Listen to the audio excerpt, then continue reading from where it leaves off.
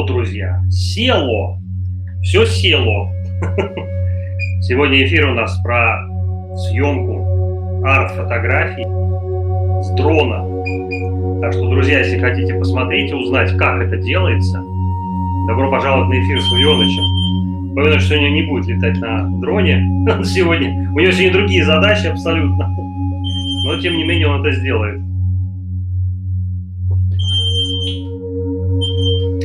А начну я, друзья, с того, что сегодня утром у меня сегодня по очереди, собственно говоря,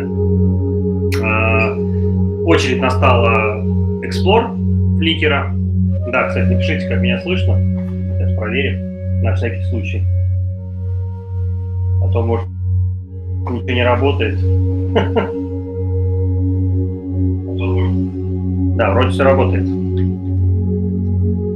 Ну и, собственно говоря, вы знаете, что я некоторое время назад хотел проделать эксперимент такой, чтобы доказать людям, что не только обычная пейзажная фотография возможна при съемке дронов современных, да, а особенно дронов с высоким разрешением, каковым является DJI.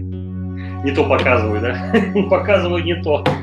DJI Air 2S – это новый дрон, который вышел в этом году, который уже собрал множество отзывов. Ну и, собственно говоря, многие люди, которые пользовались даже прошками, они уже изменили свое мнение во многом.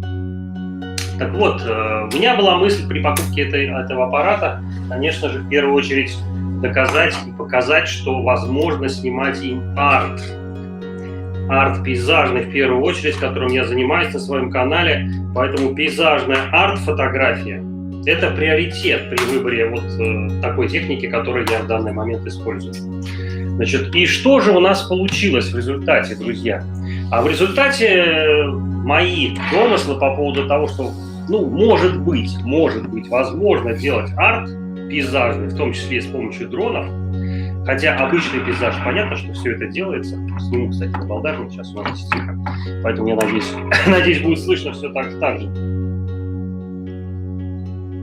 Я все-таки решил выйти в эфир, потому что планов достаточно много, но поскольку все меняется, все в нашей жизни меняется, я решил, что сегодня получу от вас обратную связь, заодно поговорим про комментарии, ответим на вопросы, которые у вас наверняка уже появились, некоторые мне уже задавали вопросы, некоторых на канале Telegram задавали, кстати, кто не пользуется Инстаграмом, можете пользоваться и задавать вопросы свои на моем канале Telegram. Ссылка там есть в описании. Найдете на канале, все это есть.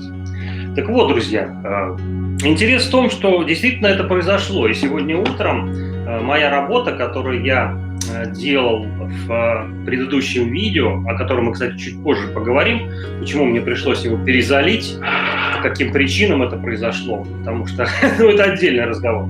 Так вот, я вам сейчас покажу, друзья, какая работа зашла. На данный момент она на 112-й позиции. Это ни много и ни мало, это даже не в серединке, немножко выше. Но самое главное, расскажу вам ее историю и съемки, и, собственно говоря, что в результате, к чему пришло это в результате. Да? Понятно, что так смотреть достаточно тяжело, поэтому лучше зайдите в мой фликер. А кто интересуется арт-фотографией, я показываю свои работы на площадке Flickr. Это замечательное хранилище, отличная соцсеть. Вот этот арт с лицом, который здесь вот видите, я его назвал «Вода». На данный момент прошло уже сколько? Сейчас 10:30, с 7 часов, с 8:30, 9:30, 10:30, 11:30. С 3 часа. 3 часа он меньше 2000 набрал. Я думаю, что пятерку он сегодня наберет. Но дело не в этом. Мы сегодня будем говорить, как это можно делать и можно ли вообще это делать, да? Делать арт с помощью вот таких вот устройств, летающих помощников, как говорится, с помощью вот таких вот пультов, да, больших. Этот пульт на самом деле почти таких же размеров, как сам дрон. Так вот, я хотел бы вам заострить ваше внимание именно о том, что это, во-первых, возможно, а во-вторых, это необходимо в 21 веке. И мы затронем вопросы, почему это необходимо, почему фотография изменится. И кто смотрел мои видео, наверняка помнят и знают, что я неоднократно выдвигал теорию, согласно которой трансформация фотографии, так же как трансформация всего социального общества, Сегодня, видите, очки. Ну, я посижу в них, пока не устал. С умным видом буду говорить. Заключается в том, что, возможно, мы приведем к изменению фотографии до такой степени, что это будет просто какой-то оператор и запрос по доступ к данным, и, собственно говоря, объекты, которые уже сфотографированы самой системой интеллектуальной, вы просто выбираете и составляете какой-то акт. Более того, есть сомнения по поводу живучести этой системы, я об этом говорил, смотрите мои видео. Но и самое главное, это для меня, во всяком случае, как фотографа, как исследователя, где место человека, да, человека в этой системе. Значит, чтобы не отвлекаться совсем от темы, мы будем говорить о том, как же все-таки дрон может делать арт. Ну, наверняка многие из вас догадались, я благодарен за комментарии, особенно кто оставлял комментарии подробные какие-то. И вот недавно у меня был комментарий тоже по фликеру. Интересовались, понравилось, что я там без особой воды рассказывал, хотя некоторые считают это по-другому. Ну, я такой человек, я что хочу, то делаю, собственно говоря, поэтому подстраиваться под каждого я не собираюсь, я уже не в том возрасте, чтобы это делать. Но могу сказать, что благодаря вашим комментариям, конечно, канал развивается, он становится лучше, я обращаю внимание на какие-то ошибки. Так вот, комментарий был по поводу того, что шапка канала, шапка фликера, мы уйдем немножко в сторону. И я долго хотел записать, но как-то забывал видео про канву. Кто не знает, что это такое, это сервис, который очень сильно облегчает. Я об этом сервисе знал давно, но много-много лет я его для других целей использовал на компьютере. Был какие-то там шапки, буквы какие-то делал. Но сейчас он настолько развился, что он, во-первых, есть на платформе, на iOS, и, во-вторых, практически все свои заставки я сейчас делаю в нем, в этом сервисе Canva. Отличная вещь, всем рекомендую, действительно облегчает жизнь. Гигантское количество данных, всяких значков, там, фотографий, текстов. Текст причем можно менять. И я, кстати, поменял его в новой своей заставке, которую вот делал для перезаливаемого видео про лес. Вот, кстати, могу вам сразу показать, как она сейчас выглядит, чтобы вы видели, что я вас не обманываю, что все это сделано в Canva. Вот таким вот образом сейчас она выглядит. Вот. Видите, шрифт с тенями, буквочки такие. Кстати, эти буквы я делал вот эти крупные буквы я делал из перевернутых английских букв. Ну, этот прием известный, кстати. Меня зовут Олег, кто не знает. И вот тоже Сергей написал по поводу Олега. Олег, я говорю, ну, как вы знаете, что из слова Олег, если его как бы переставлять, менять местами, можно сделать love, любовь. Это к слову, да. Но я хотел, во-первых, пока никого нет, сейчас пригласим, может быть, кого-то, да? Ну, вы подождете, а кто будет смотреть записи, друзья, напишите в комментариях, чат открыт. Для хороших комментариев, для плохих тоже открыт. Так вот, так, что у меня тут за рука? Это я в паузе себе, с паузу себе застал. Ладно, сейчас копирую, вставлю. Может быть, кто-то зайдет, посмотрит и задаст вопросы. Я сегодня тему озаглавил именно арт, художественная фотография.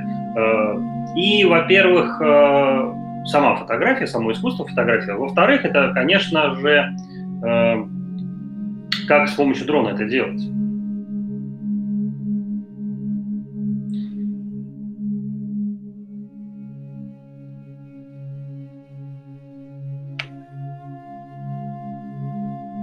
Да, вот такой у меня будет сегодня.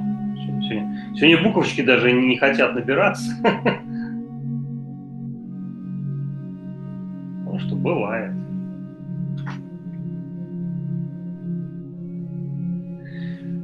Да, вот такие пироги сегодня, пироговские.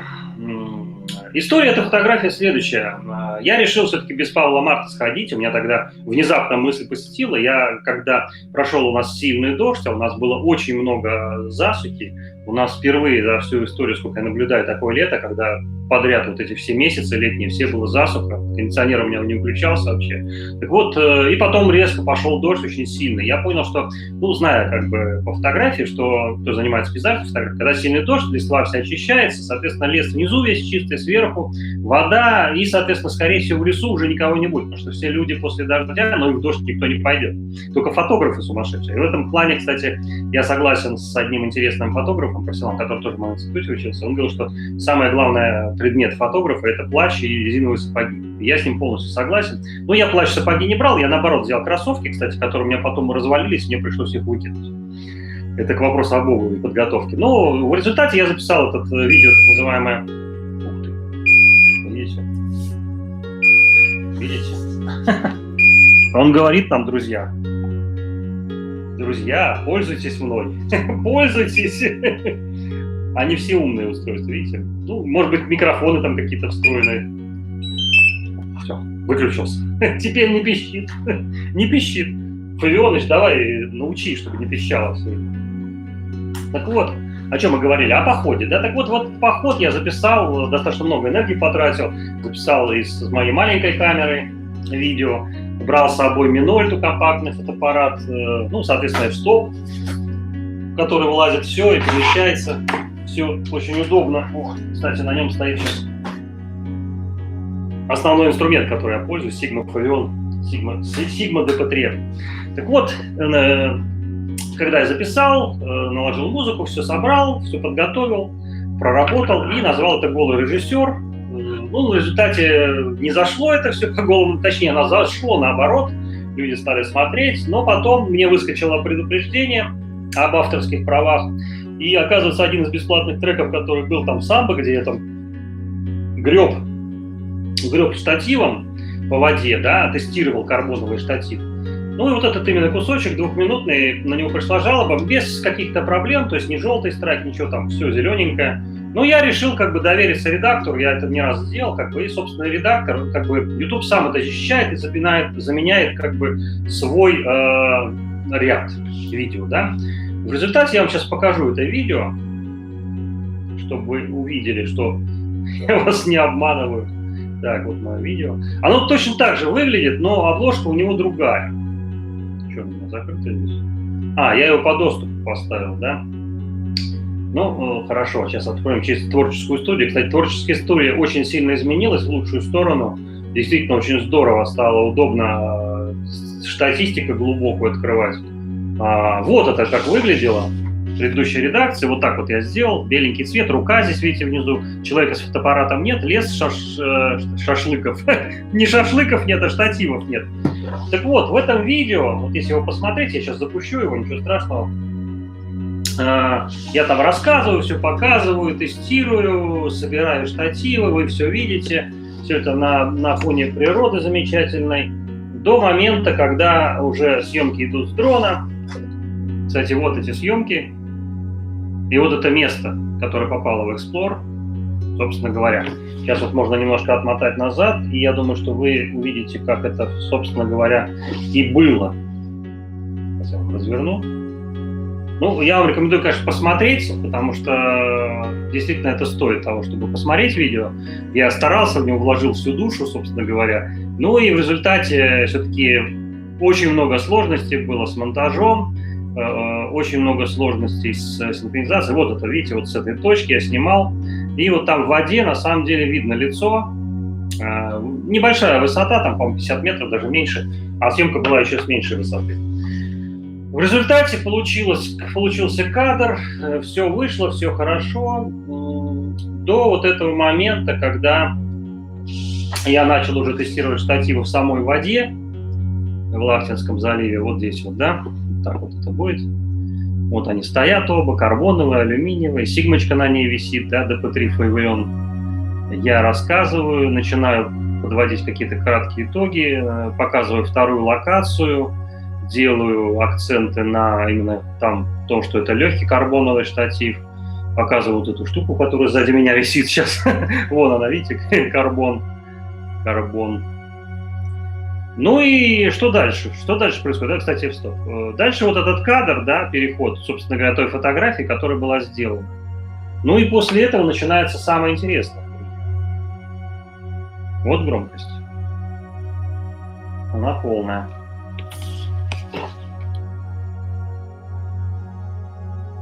Вот она полная громкость. Ничего нет. То есть просто ничего нет. Дальше я думал, ну ладно, там сбой какой-то, минутку-две. Но дальше еще интереснее. Вот 2 минуты, 3 минуты, 4 минуты. А потом, смотрите, играет музыка. Это, собственно говоря, закадровые какие-то вещи, да?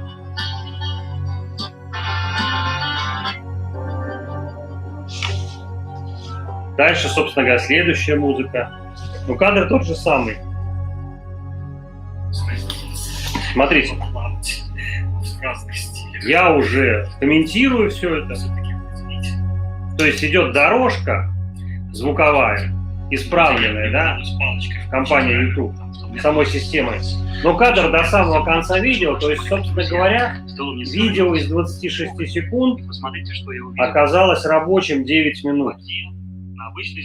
Что в таких случаях приходится делать? Вот что делать, друзья? Подскажите, напишите в комментариях. Что бы вы сделали? Удалили видео, которое уже набрало 53 просмотра, и самое главное, что набрало достаточно много часов, друзья. Я сейчас посмотрю по статистике, но, насколько я помню, ну, это рекорд был среди моих видео, сколько оно набрало просмотров. Сейчас скажу. 7 часов оно набрало. Ну, это, собственно говоря, трансляции бывают такие, которые набирают столько времени, а здесь, собственно говоря, само видео, это не трансляция, видео набрало именно столько времени. И вопрос, конечно, ну, удалять его очень жалко, тем более, что оно на статистике очень хорошо, и CTR там отличный, то есть, ну, вот. Я, кстати, сделаю вопрос.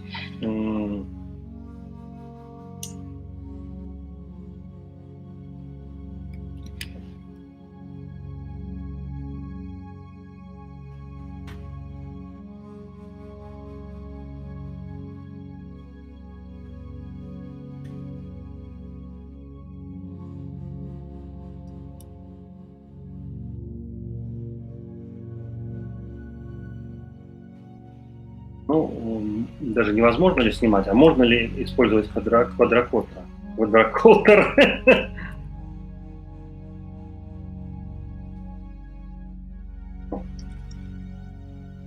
Это, кстати, интересная функция. Мне она понравилась.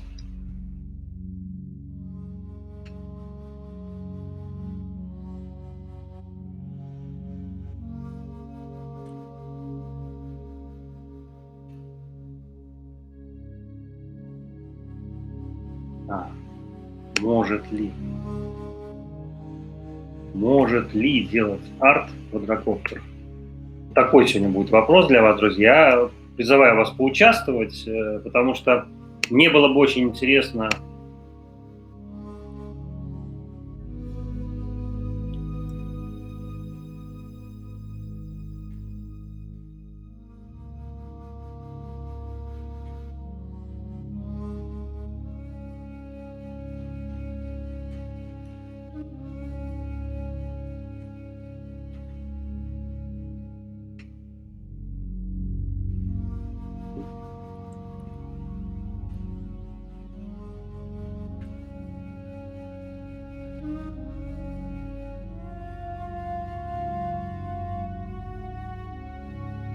Вот такой сегодня будет вопрос.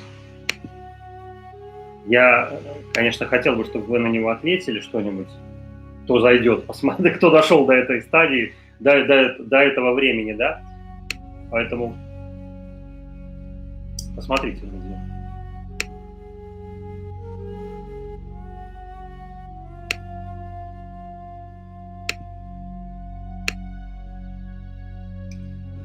Ну, надеюсь, что он будет. Будет. Но у меня, кстати, не знаю, палочка какая-то горит сейчас, но, честно говоря, почему-то мне не показывают, что... Ну, статистика отличается очень сильно, но, во всяком случае, на компьютере мне не показывают, что кто-то есть. Напишите, друзья, если кто-то есть здесь. Кто-то здесь есть. Да. Художественный арт. Да.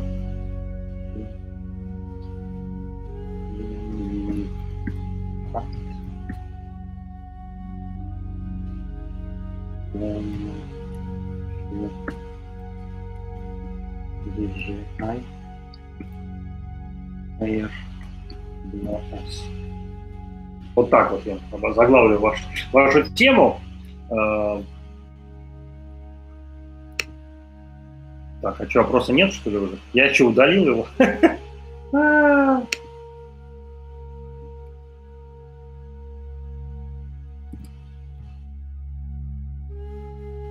Ну, пока вы присоединяетесь, я еще раз сделаю.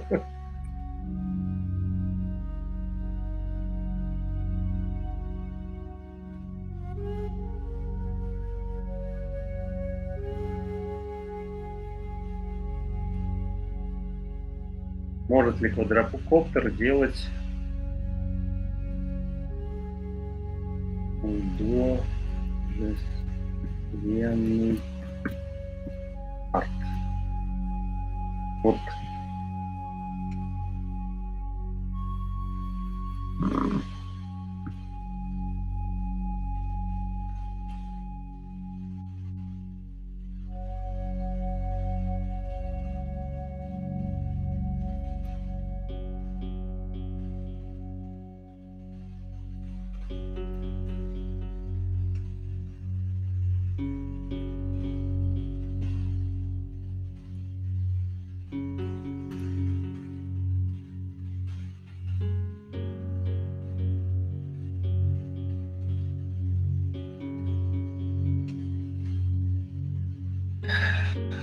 Ну вот, надеюсь, что что-то сейчас появится. Во всяком случае, я пока не вижу, но у вас наверняка что-то есть. Так вот, друзья, я все-таки убежден, что это возможно сделать, потому что, ну, знаете, мои эксперименты, как правило, к чему-то да приводят, к чему-то всегда приводят. Поэтому вот такая вот игрушка, которая весом совсем немного, да, то есть оно, по большому счету, я уже показывал, вот этот умный пульт, он размером практически и весом, как сам квадрокоптер. Но мое мнение, что все-таки он может делать, и я считаю, что это еще один инструмент для тех людей, которые пытаются найти что-то, во-первых, новое для себя, не обязательно на YouTube, на других каких-то площадках, или просто экспериментировать. И в этом плане, появился. Я не знаю, как он там будет. Идет, да? Опрос есть, опрос идет. Так вот, я считаю, что да. Почему я это стал сегодня записывать в «Среда по средам»? Вы знаете, мы записываем «Среда по средам». И, друзья, я тут проработал вновь свой канал, посмотрев видео опять по второму разу и новое видео от Стаса Быкова, которое мне немножко опять открыл глаза. Он постепенно открывает глаза. Но в этот раз он цепочку дал. По большому счету он дал как бы золотой совет для тех людей, которые начинают создавать канал. То есть сначала изучайте вопрос, потом из этих тегов составляете плейлист, а потом из этих тегов составляете видео. У меня же было все это наоборот, друзья. У меня это была идея, как я всегда, идейный арт. Потом я искал теги, идеи, ну и потом как бы присоединял, записывал, все это вставлял, а потом уже искал как бы название, исходя из тегов запросов. И это была большая ошибка, друзья. Гигантская ошибка, можно сказать. Но в некоторых случаях видео срабатывали не очень хорошо, в некоторых случаях... Но случилась интересная вещь. Как только я изучил сначала вопросы к моей тематике, да, вы знаете, что я записываю видео по пейзажной фотографии, по стрит-фотографии, некоторые видео были по макро-фотографии, ну и, конечно, файн-арт-фотография, ну и какие-то вещи, то, что я готовлю, то, что какие-то тесты оборудования. В результате я изучил этот вопрос и переименовал плейлисты. Это первая была студия, да, я в сторону ушел, поскольку сегодня трансляция, можно немножко поболтать. Заодно вы что-нибудь напишите, может, вам это не интересно. Ну, а дальше интересный еще совет от него, который я оценил, это то, что я считал, что в каждом плейлисте должно быть множество видео. У меня некоторые плейлисты были там по 100 видео, там по 150. Оказалось все гораздо интереснее, что новый алгоритм YouTube почему-то любит множество плейлистов, индивидуальных, и чтобы в плейлисте находился, то есть каждое видео находилось только в одном плейлисте. Я решительным образом, совершенно решительно порубил кучу плейлистов, в которых было по 100, по 200 видео, просто удалил, друзья. Первая мысль была, ну все, сейчас YouTube меня просто на плинтус положит, но произошло совершенно неожиданная вещь. И для того, чтобы я показать вам это, что это так случилось, да, я вам покажу сейчас мой график за последние 48 часов. Ну, давайте 48 часов. Вот он сейчас. Каждая палочка – это час. Раньше он выглядел хило очень. Это было похоже на что-то такое совсем невразумительное. Палочка в час, там, может быть, некоторые часы вообще не работали. Но сейчас стабильно, как бы даже ночью, пропусков практически нет. То есть это, конечно, меня вдохновило, открыло некоторые глаза на то, как это нужно делать. где была ошибка, так же, как я открываю глаза, Фоминыч открывает вам глаза на то, что нужно сделать во фликере. Ну, как минимум, чтобы попасть в ленту Explore, как максимум, чтобы что-то... Здесь, кстати, вот секретная подсказка. Оп, секунду вам. Чуть-чуть, да? Я говорил про WSDFOT 2.0, я не хочу раскрывать секреты этого оборудования сейчас. Кто смотрит мои видео, кто знает, что такое WSDFOT, это устройство, которое я придумал для людей, которые интересуются снимать везде и все.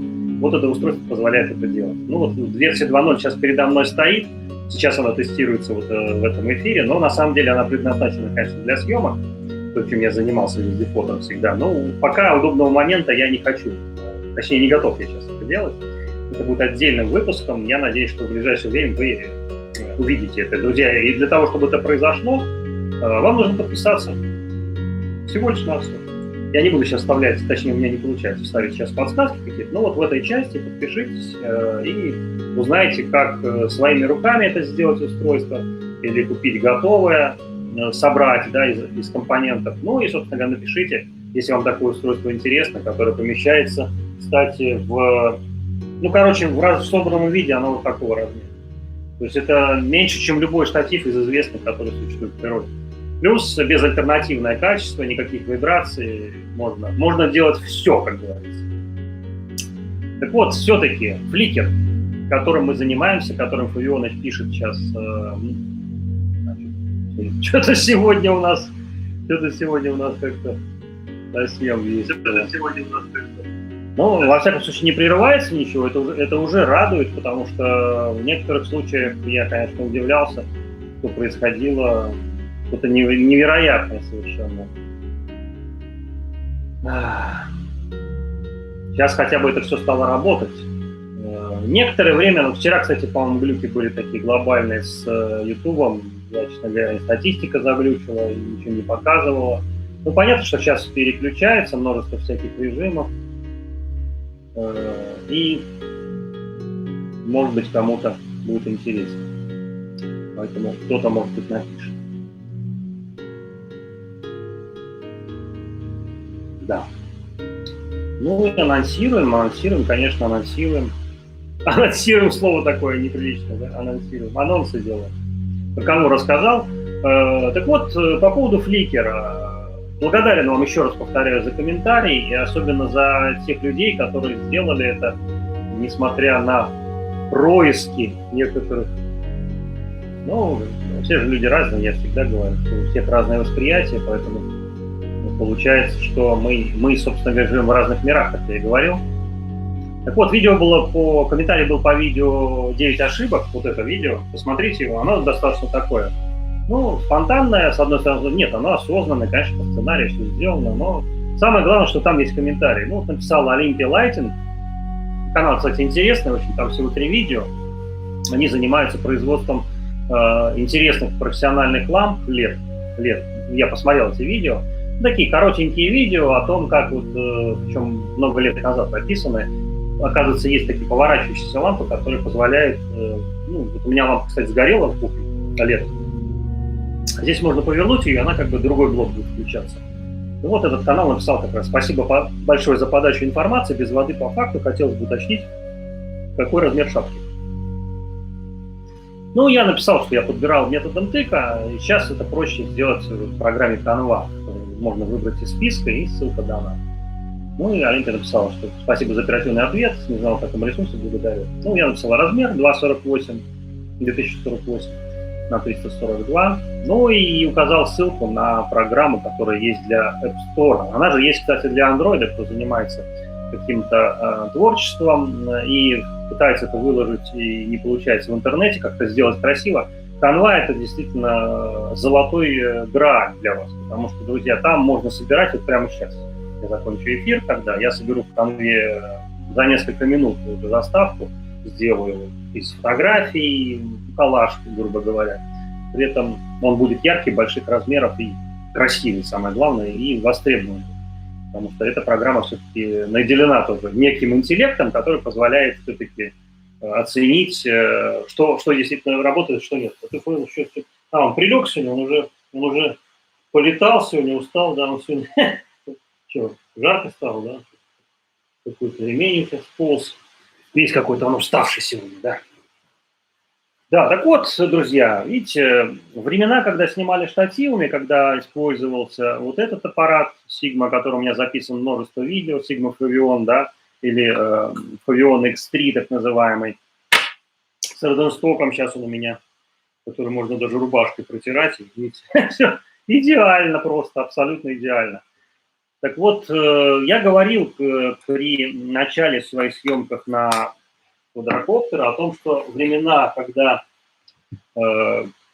штатив будет заменен вот такими устройствами, они недалеки. Но, в принципе, все и произошло.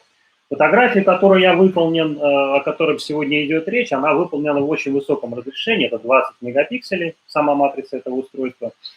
Я ее обработал в RAW, превратил ее в TIFF весом больше 100 мегабайт. Ну и полная версия, если вам интересно, я покажу сейчас вам полную версию. У меня есть цветная версия, не обрезанная. И есть версия, которая для...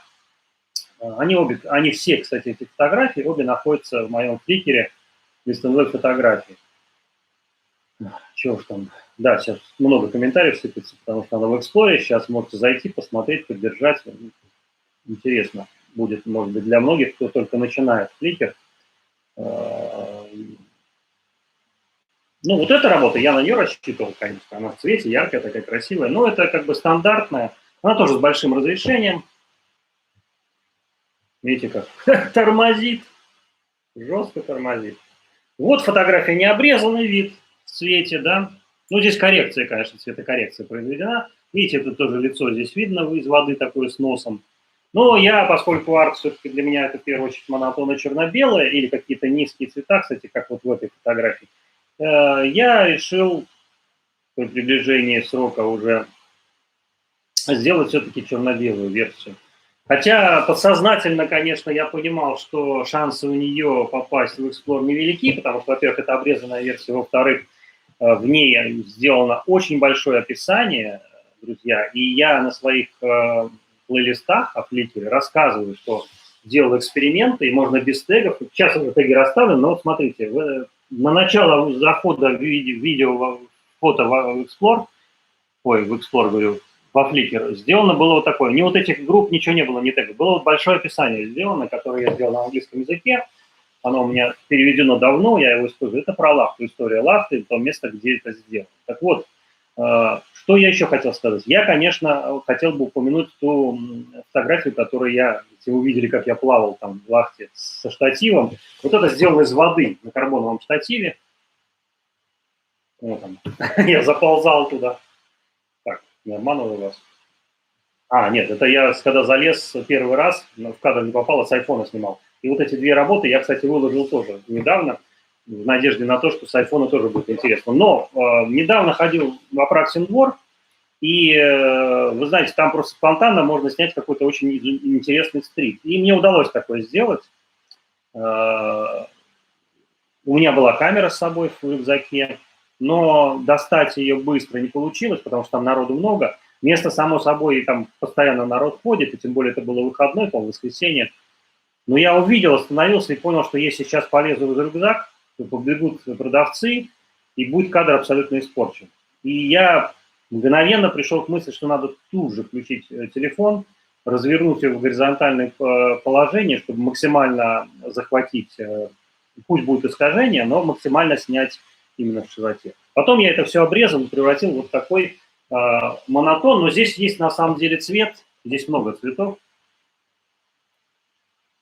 Это настоящий арт, по моему мнению, и многие даже блогеры, фотографы оценили его, написали комментарии, за что им тоже благодарен. Среди них известные фотографы топовые, да, там Альберт Бюнет, например, написал. Кто еще? Джордж Моррелл, Педро Абадия, который делает фантастические фотографии. Ну, я не обманываю вас, друзья, посмотрите, вот из последних работ. Каждая из этих работ заходит в Explorer на верхние позиции. Но вот эта фотография пока не в Explorer. Но я думаю, что в ближайшее время она будет. Это совершенно невероятная арт Хиросима, да. Ну, Педро Абадия, конечно, молодец, он в Испании живет. Совершенно фантастические работы, невероятные. И почему я об этом говорю? Потому что Flickr – это сообщество, это обмен знаниями, при том, что вы здесь можете на этой площадке пообщаться, и если привлечете внимание, если ваша работа действительно интересна, вы можете брать и советы и спросить что-то у известных фотографов, они вам подскажут, не сомневайтесь. Так вот, ну, Кармен Ньюмер, да, написал мне Remarkable Image, Wonderful Light and Detail. Педро Абади написал Эссом, гениал, Listen Way. Тони Гонг написал Nice Composition, Beautiful Caption, Monochrome Parts. Это что касается по стриту, да. По тому, что несет в себе эта фотография, ну, вот был когда-то, помните, у меня комментатор, который писал, о чем ваши фотографии.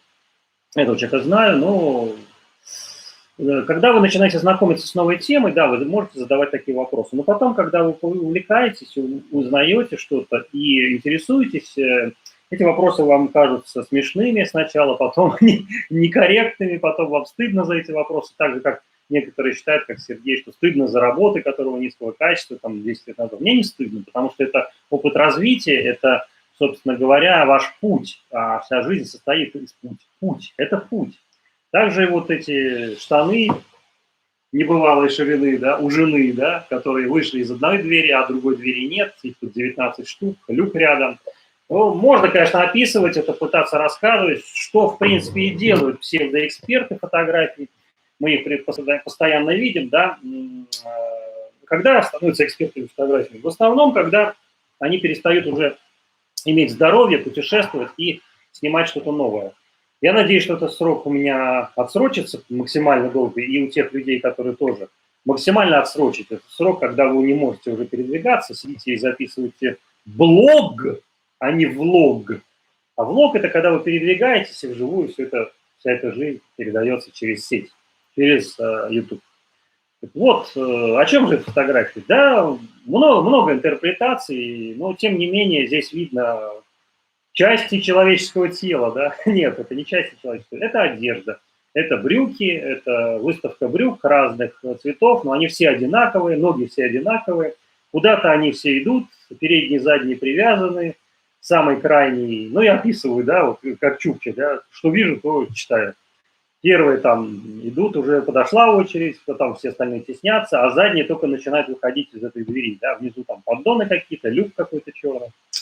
В общем, у всех ассоциации будут разные. У кого-то с бегством мистера Маккинли, в котором Высоцкий поет свои совершенно трансцендентальные песни, я бы так сказал. 69 людей понравилось на данный момент, 259 посмотрели. Но вернемся к той фотографии, с которой мы и начинали свой разговор, и которая является сегодня основной темой, которая доказывает, друзья, именно доказывает, что художественный арт можно снимать не только с Fuyonchi, с помощью DJI Air 2S. Это новый дрон нового поколения из новой линейки. В этой же, кстати, линейке буквально на этой неделе показали уже в доступе продаж профессиональный дрон от компании DJI для не аэросъемки, а для сельского хозяйства, для опрыскивания, для всевозможных поливов, да. Их показали, эти дроны, и сейчас уже на них есть фиксированные ценники, их уже испытали. Осенью, в октябре месяце, уже официальный релиз выйдет верхнего дрона для профессиональной фотосъемки, это версия Pro. Будет он называться там 3S или просто 3, или еще как-то, но, скорее всего, это будет Pro 3.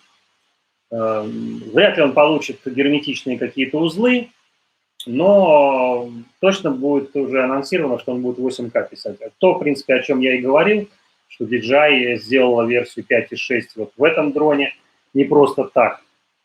И я, конечно, помучился, делал видео в 5.6, сжал его потом до минуты, но я потратил 3 дня, друзья, чтобы все это заработало, потому что YouTube, к сожалению, это разрешение не переваривает. И не только YouTube, многие программы, в том числе и моя Luma, она ушла в ступор, когда я начал работать уже с монтажом такого видео. Ну, объемы, во-первых. Во-вторых, самое сложное, конечно, это битрейт. Вы знаете, что такое битрейт?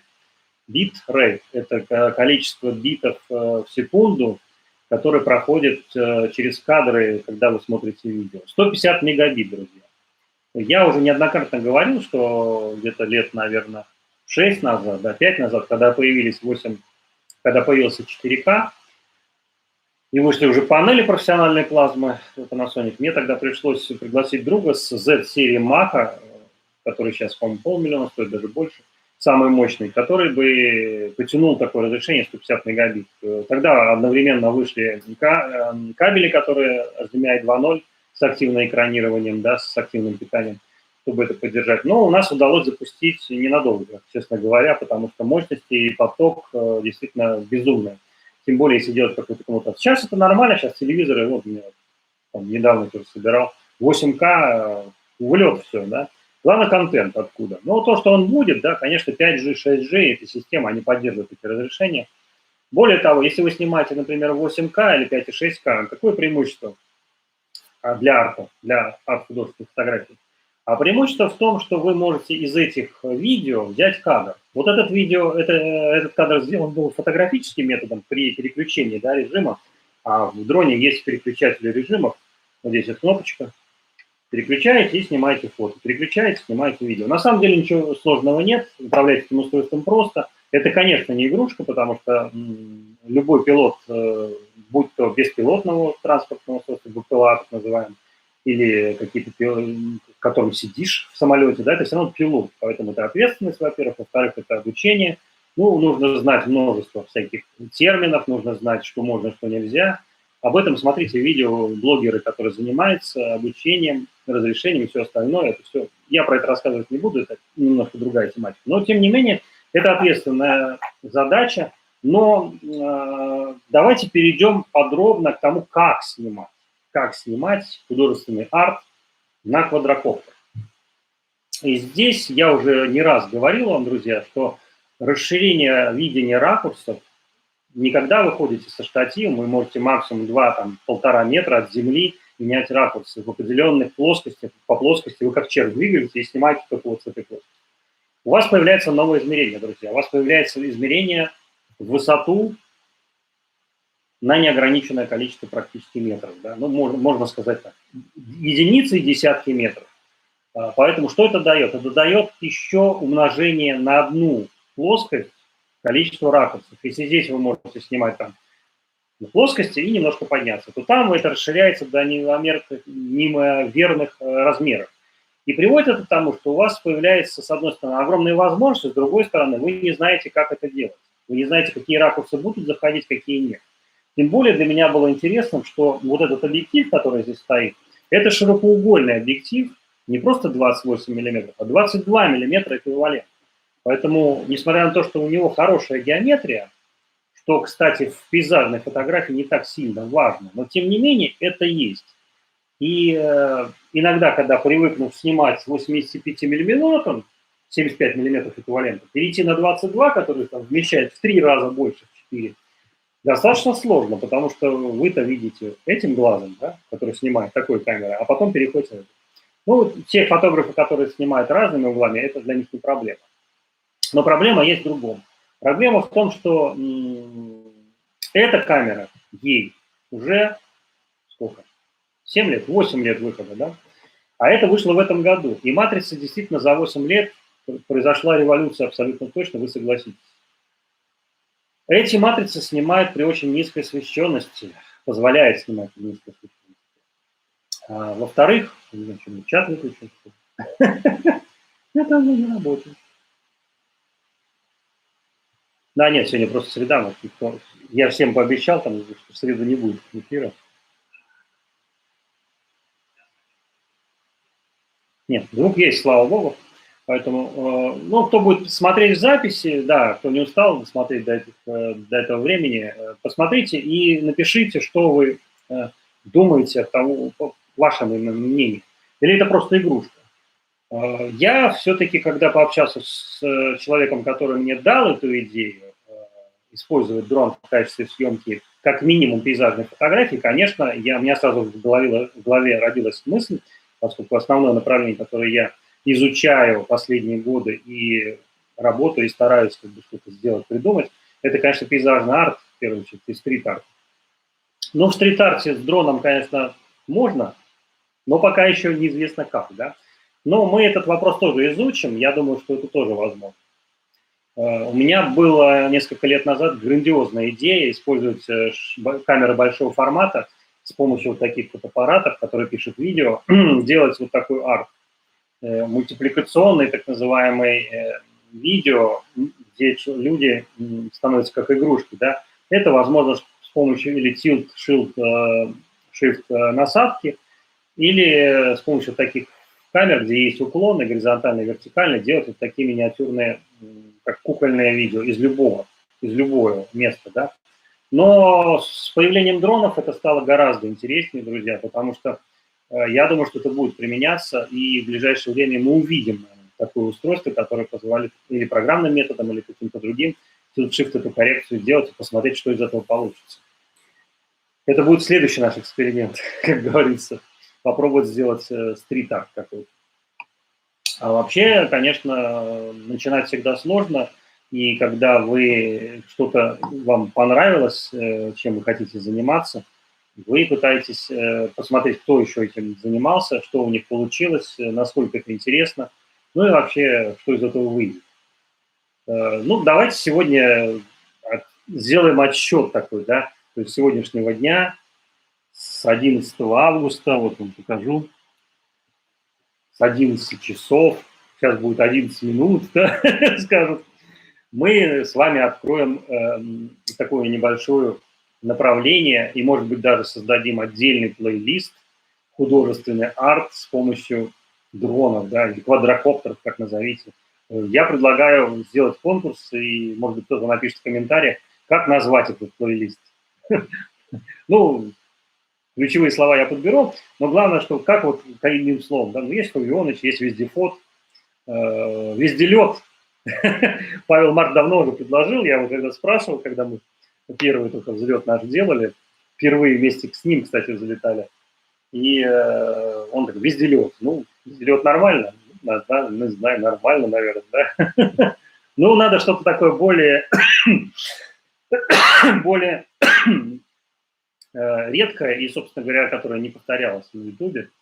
Везделет, наверное, скорее всего, есть уже, да. Ну, может быть, вы напишите в комментариях. Да, кстати, сейчас вот опрос у меня идет, пока пишут, что можно, 100% написали. Я не буду завершать опрос, я пока вижу только один ответ.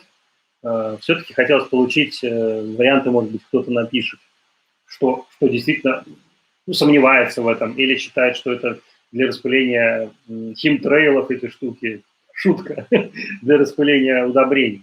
Кстати, вот эти дроны, которые показали сельскохозяйственные, они как раз для распыления удобрения, для полива. И как раз меня удивили характеристики, это баки, то есть это большие дроны, которые несут на себе 20 или 30 литров воды, при этом они герметичны, то есть они могут распылять. Это уже не квадрокоптеры, а октокоптеры, да, ну кто знает, окта – это 8, то есть 8 вот этих стрел, так называемых, лучей, 8 вертолетов, 8 пропеллеров. 8 пропеллеров. Некоторые есть еще, какие там, окта, а есть еще с 6. Как напишите? О, Павел Марк появился. Помню. Ну что, выспался? Все, готов к приключениям? Приключениям, да? Ну, сегодня как раз я рассказываю о том, что наконец-таки это произошло. В галерею Explore Flickr от Фавионыча зашла первая его работа, арт-фотография, сделанная на квадрокоптер DJI Air 2S. Это произошло сегодня на 112-й позиции, ни высоко, ни низко, да, ни далеко, ни близко, но она есть. И поскольку пейзажный арт даже во Фликере это редкость, несмотря на то, что им занимаются, и несколько десятков и даже сотен человек занимаются съемкой квадрокоптера именно пейзажей, я знаю таких людей, на меня подписано, я подписан, но пока вот такого арта пейзажного, я отдельно, может быть, потом, если будет интересно, друзья, запишу видео и покажу вам этих фотографов, которые записывают такие фотографии, делают такие фотографии именно с помощью квадрокоптеров. Это, на самом деле, друзья, новое направление, и хотя, ну, квадрокоптеры появились давно, но, друзья, квадрокоптеры, которые фотографируют качественно, появляются, только стали в этом году. Хотя многие скажут, Pro 2, там все нормально. Да, я соглашусь, оптика, которую поставил Hasselblad, матрица, которая дюймовка, все нормально, все хорошо. Но матрица уже старая, здесь матрица новая.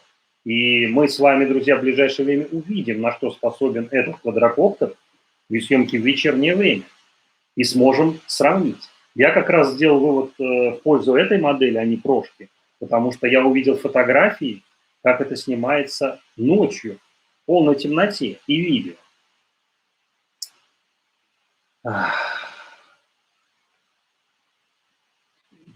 Опять какие-то сексуальные темы. Я понимаю, что видео про голого режиссера рождает какие-то ассоциации, но про какую дырочку спрашивает Росоник, главную дырочку проковырял, а дальше пойдет как по маслу. Про что? Про что? Какую дырочку-то, я не понимаю, где. Где, в каком месте дырочку ковырять кто-то хочет. Да, я понял, о чем речь. Да, друзья, ну, это к тому, что многие писали, что да, знакомые какие-то уже повторения моих работ видно во Фликере, уже кто-то стал повторять. Всегда есть повторы, есть оригинал. Я всегда говорю, что... Да, я понял, Павел. Все правильно. Не я один такой, ну что, нет, Фавионыч, там ты не один. Ну, конечно, не один, друзья. Я просто приоткрываю какие-то новые для себя и для многих, кто пойдет по этому пути, как сказал один мой подписчик. Я теперь тоже пойду по вашему пути, или там вместе с вами. Да? Ну, я бы сказал, вместе с вами, поскольку YouTube – это сообщество нетоксичных людей и людей, которые создают что-то, творят, интересуются, в том числе и вот Павел, с которым мы записывали много видео, интересных видео, и я надеюсь, что они сейчас будут продвигаться, не сомневаюсь, потому что я сделал переоптимизацию, там сейчас все совершенно по-другому, и, наверное, я бы первое видео, которое вам рекомендовал с Павлом Мартом, это, собственно говоря, первое видео было с ним вместе, когда мы именно сняли на ландшафте. Мы пошли снимать с ним «Золотой час». Но мы тогда решали, с чего начать. Пейзажную фотографию, какую-то типа школы или что-то подобное. И думали, ну, наверное, самые такие необычные вещи пейзажных фотографий. Ну, это, конечно, «Синий час», есть фотографы «Синего часа», и «Золотой час». Ну, мы выбрали «Золотой час», дождались момента, когда действительно мы созвонились, пошли. Ну и посмотрите, я не буду вам рассказывать все видео, но на самом деле там столько было приключений всяких разных. В общем, обратно мы вернулись в очень нехорошем состоянии, как себя и одежды, но очень понравилось там это, да. И в то место, которое вот я сейчас недавно снимал видео, там, где уже вырубают эти деревья, там уже практически половины, наверное, не будет, да. Но видео все это запечатлело, все эти места красивые. Чему я это говорю? Ну, Павел знает, да, что откладывать ничего нельзя, так же, как вот люди, кто будут смотреть это видео, там, ну вот я с понедельника начну Flickr. Не начнете, друзья, или там куплю камеру, как написал Сергей, куплю FP, и буду записывать новые ролики. Я говорю, ну все, ты не начнешь. Потому что это все уже проходили. То есть это делается на уровне вот так вот. Вот решил, встал и пошел. Другого варианта нет, друзья. Если вы откладываете, то все пропустите. Будете в конце очереди, и Фавионыч будет записывать трансцендентальный, даже не пейзажный, а голографический какой-нибудь макро-микро-арт на микрокоптере, а вы будете начинать съемку «Золотого часа», которого уже миллион видео выпущено, или там 2 миллиона, или 10 миллионов, и миллион этих фотографов снимает. Да, кстати, об этом говорил и Сергей, в том числе, что очень много фотографий, пейзажных фотографий, в том числе и в галерее Explore, но смотреть большинство из них не хочется, потому что они все похожи, все одинаковые. Этим, друзья, отличается художественный арт, художественная фотография от обычной фотографии документальной, где вы можете просто снимать то, что видите, как в анекдоте, да, про одну национальность, что вижу, то снимаю. А можно делать действительно шедевральные вещи, абсолютно. Поэтому все зависит только от вашего желания и не от того, что вы будете учиться у кого-то. Хотя учиться, я считаю, нужно. Но в первую очередь нужно освободить свой потенциал, свой разум. Это самое главное. Об этом, в принципе, на моем канале все мои ролики.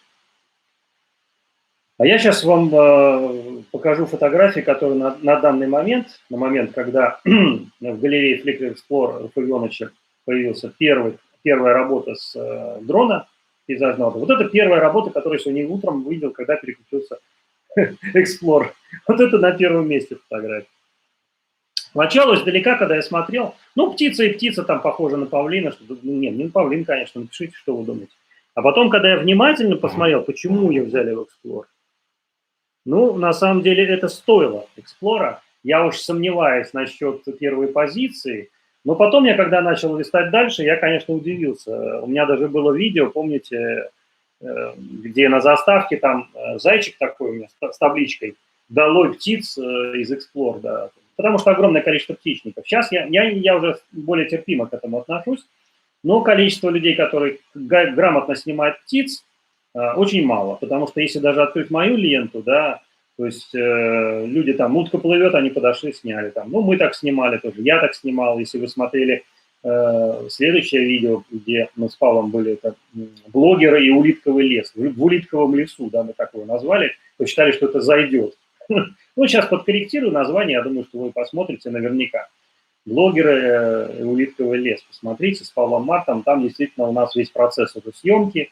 Мы занимались макросъемкой, там, клоузап съемкой, ну и что-то там из пейзажа было. Тоже интересный процесс, уже такой. Ну, во всяком случае, мне запомнилось. Ну и там же, по-моему, в этом же видео мы нашли эту поляну, с которой, в принципе, я и делал видео про штативы. И, кстати, было еще видео отдельное «Две головы».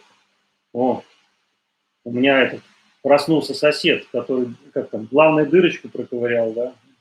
Ну, некоторым пора бы уже проковырять дырочку где-нибудь, потому что в субботу-воскресенье там люди сверлят тупыми сверлами. Ну, я всегда как бы относился не то что негативно, а я просто ненавижу таких дебилов, которые мало того, что нарушают правила социалистического общежития, ну, они просто их не знают. Но, во-вторых, они считают, что к ним будет отношение другое, как вот таким, что они и своими действиями они как бы вызывают к себе следующие отношения. Да? Ой, блин. Хочется комментировать, но YouTube не одобрит такие комментарии. Поэтому я единственное, что могу сказать, что Бог не ромошка видит немножко. Можно такую поговорку сказать. Поэтому мне таких людей искренне жаль, потому что я понимаю, что с ними будет. И я уже ничего сделать не могу, к сожалению. Все уже работает. Система работает, сфера работает. Самое главное – среда. Среда работает гораздо эффективнее, и без законов она работает, среда. Там законов нет.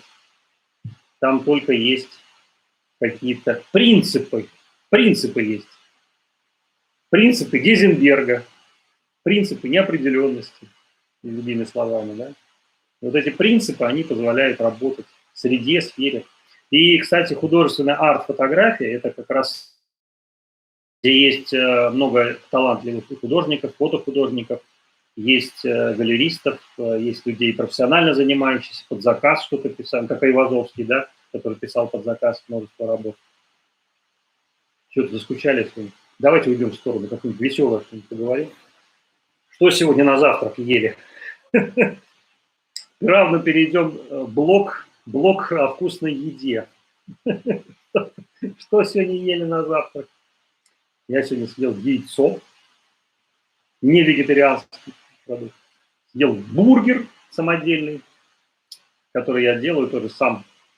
Ну, нравится всем моим, кому я делал. Очень просто все, из хороших продуктов. Ну, Павла Марта можно спросить, кстати, проконсультироваться. Он очень большой специалист по многим продуктам. И он с этими продуктами умеет работать, умеет готовить. И приготавливать, и подготавливать тоже. Так что подготовка, кстати, фотографии очень важная вещь, а в пейзажной, тем более в арт-фотографии, подготовка – это вообще все. Поэтому кроме специальных рюкзаков, там, капюшонов, зонтиков, которые мы хотели сделать, такие универсальные, ну, я думаю, что мы с Павлом Мартом все это сделаем. И, кстати, вездеход вторая версия, которую я вам показал, чуть раз так не буду. Напишите в комментариях, что вы думаете, что такое вездеход 2.0, что получил нового вездеход 2.0. И мы потом что-нибудь разыграем для вас, друзья. Что-нибудь я вам подарю из того, из чего можно продукты что-нибудь приготовить, потому что, ну, что там эти фотографии, сумки, что-нибудь хорошее, продукт какой-нибудь. кто правильно напишет, предусмотрит, для чего, что может еще дополнительно в Default 2.0, что у него появилось, какие еще дополнительные вещи. Может быть, кто-то внезапно открутит, там посмотрит на стоп-кадре, рассмотрит. Ну, напишите, да. Да, кстати, насчет подводного арта, это очень интересно. Я снимал подводный арт с момента, как у меня появился первый бокс, который у меня до сих пор лежит, камеру, которую там утопил. Там, кстати, в нем лента лежит, пленка, которую достать не могу. Там тоже арт такой запечатлен. Там не только рыбы, там всякие образования донные образования. Подводный арт, да, я двумя руками, у меня есть друг, который мы очень давно не виделись, мы с ним много лет работали. Он увлекся лет, наверное, 10 назад подводной ледной охотой с этими, ну, стрелами, короче, стреляют. Он меня звал там зимой, я говорю, ты еще сумасшедший? Я говорю, да, сантиметровые какие-то специальные материалы, костюмы, там легко, они там плавают. Все. Поэтому, Сергей, если смотришь меня, если будешь смотреть это видео или там случайно как-нибудь, алгоритмы станут ассоциации делать и уже предлагать именно тебе. Я, конечно, да, с удовольствием бы отправился. Ну, больше всего, конечно, люблю в теплой воде, теплой водичке, как ребенок, да, барахтаться и делать какой-то арт. Но, честно говоря, по поводу вопроса правильный от Павла Марта, почему? И ты, кстати, проголосовал, Павел Март? Наверное, ты единственный, кто проголосовал, никто не смотрит. Ну, друзья, проголосуйте обязательно. Я надеюсь, что сегодня кто-то присоединится к нам. Мы сегодня вышли, ну, может быть, рано, поздно. Ну, в общем, посмотрим, как пойдет. Так вот, там, если внимательно посмотреть эту работу, там видно покрышки. И в некотором роде это уже подводный арт, он есть, он существует, он у меня сделан. Я сейчас вам покажу фотографию, которую я запечатлел, эти покрышки, потому что, например, кто смотрит видео Айспика, видео Лидии, которая в Питере занимается историей как бы альтернативной, они тоже говорили о том, что они вот эти же колонны, которые были под Выборгом обнаружены, они обнаружены были с дрона как раз. Потому что дрон видит лучше, чем... Ну, это АРФ, это съемка, грубо говоря. И вот в этом месте, где я усик упал, ну, здесь, наверное, не видно, да, другой какой-то фотография, там видно покрышки в воде лежат. То есть они на глубине там 1,5 метра, их даже вот если просто подойдешь к воде, их не видно. А с дрона их видно, потому что свет по-другому кладется. Свет по-другому лежит, и можно обнаружить то, что не видно в обычном варианте, даже со штатива. И это, конечно, да, это находка, это один из вариантов, как можно расширить возможности дрона для вот таких исследований. И я думаю, что множество открытий сделано именно таким образом, когда... Ну, кстати, да, вы думаете, что я первый делал такой, первый арт, да? Нет, у меня была попытка сделать этот арт, и вот фотографии, где я делал тоже арт черно-белый. Ну, он здесь у меня не очень получился. Я имею в виду фотографию с дрона именно, с квадрокоптера. Поэтому это не первая попытка была. Но вот видите, уже не третья, не четвертая, но, в принципе, сегодня первая работа зашла в Explore, именно с дрона, именно арта. Не просто пейзаж какой-то где-то на склоне, что-то там снято или наоборот. А здесь именно полноценный арт.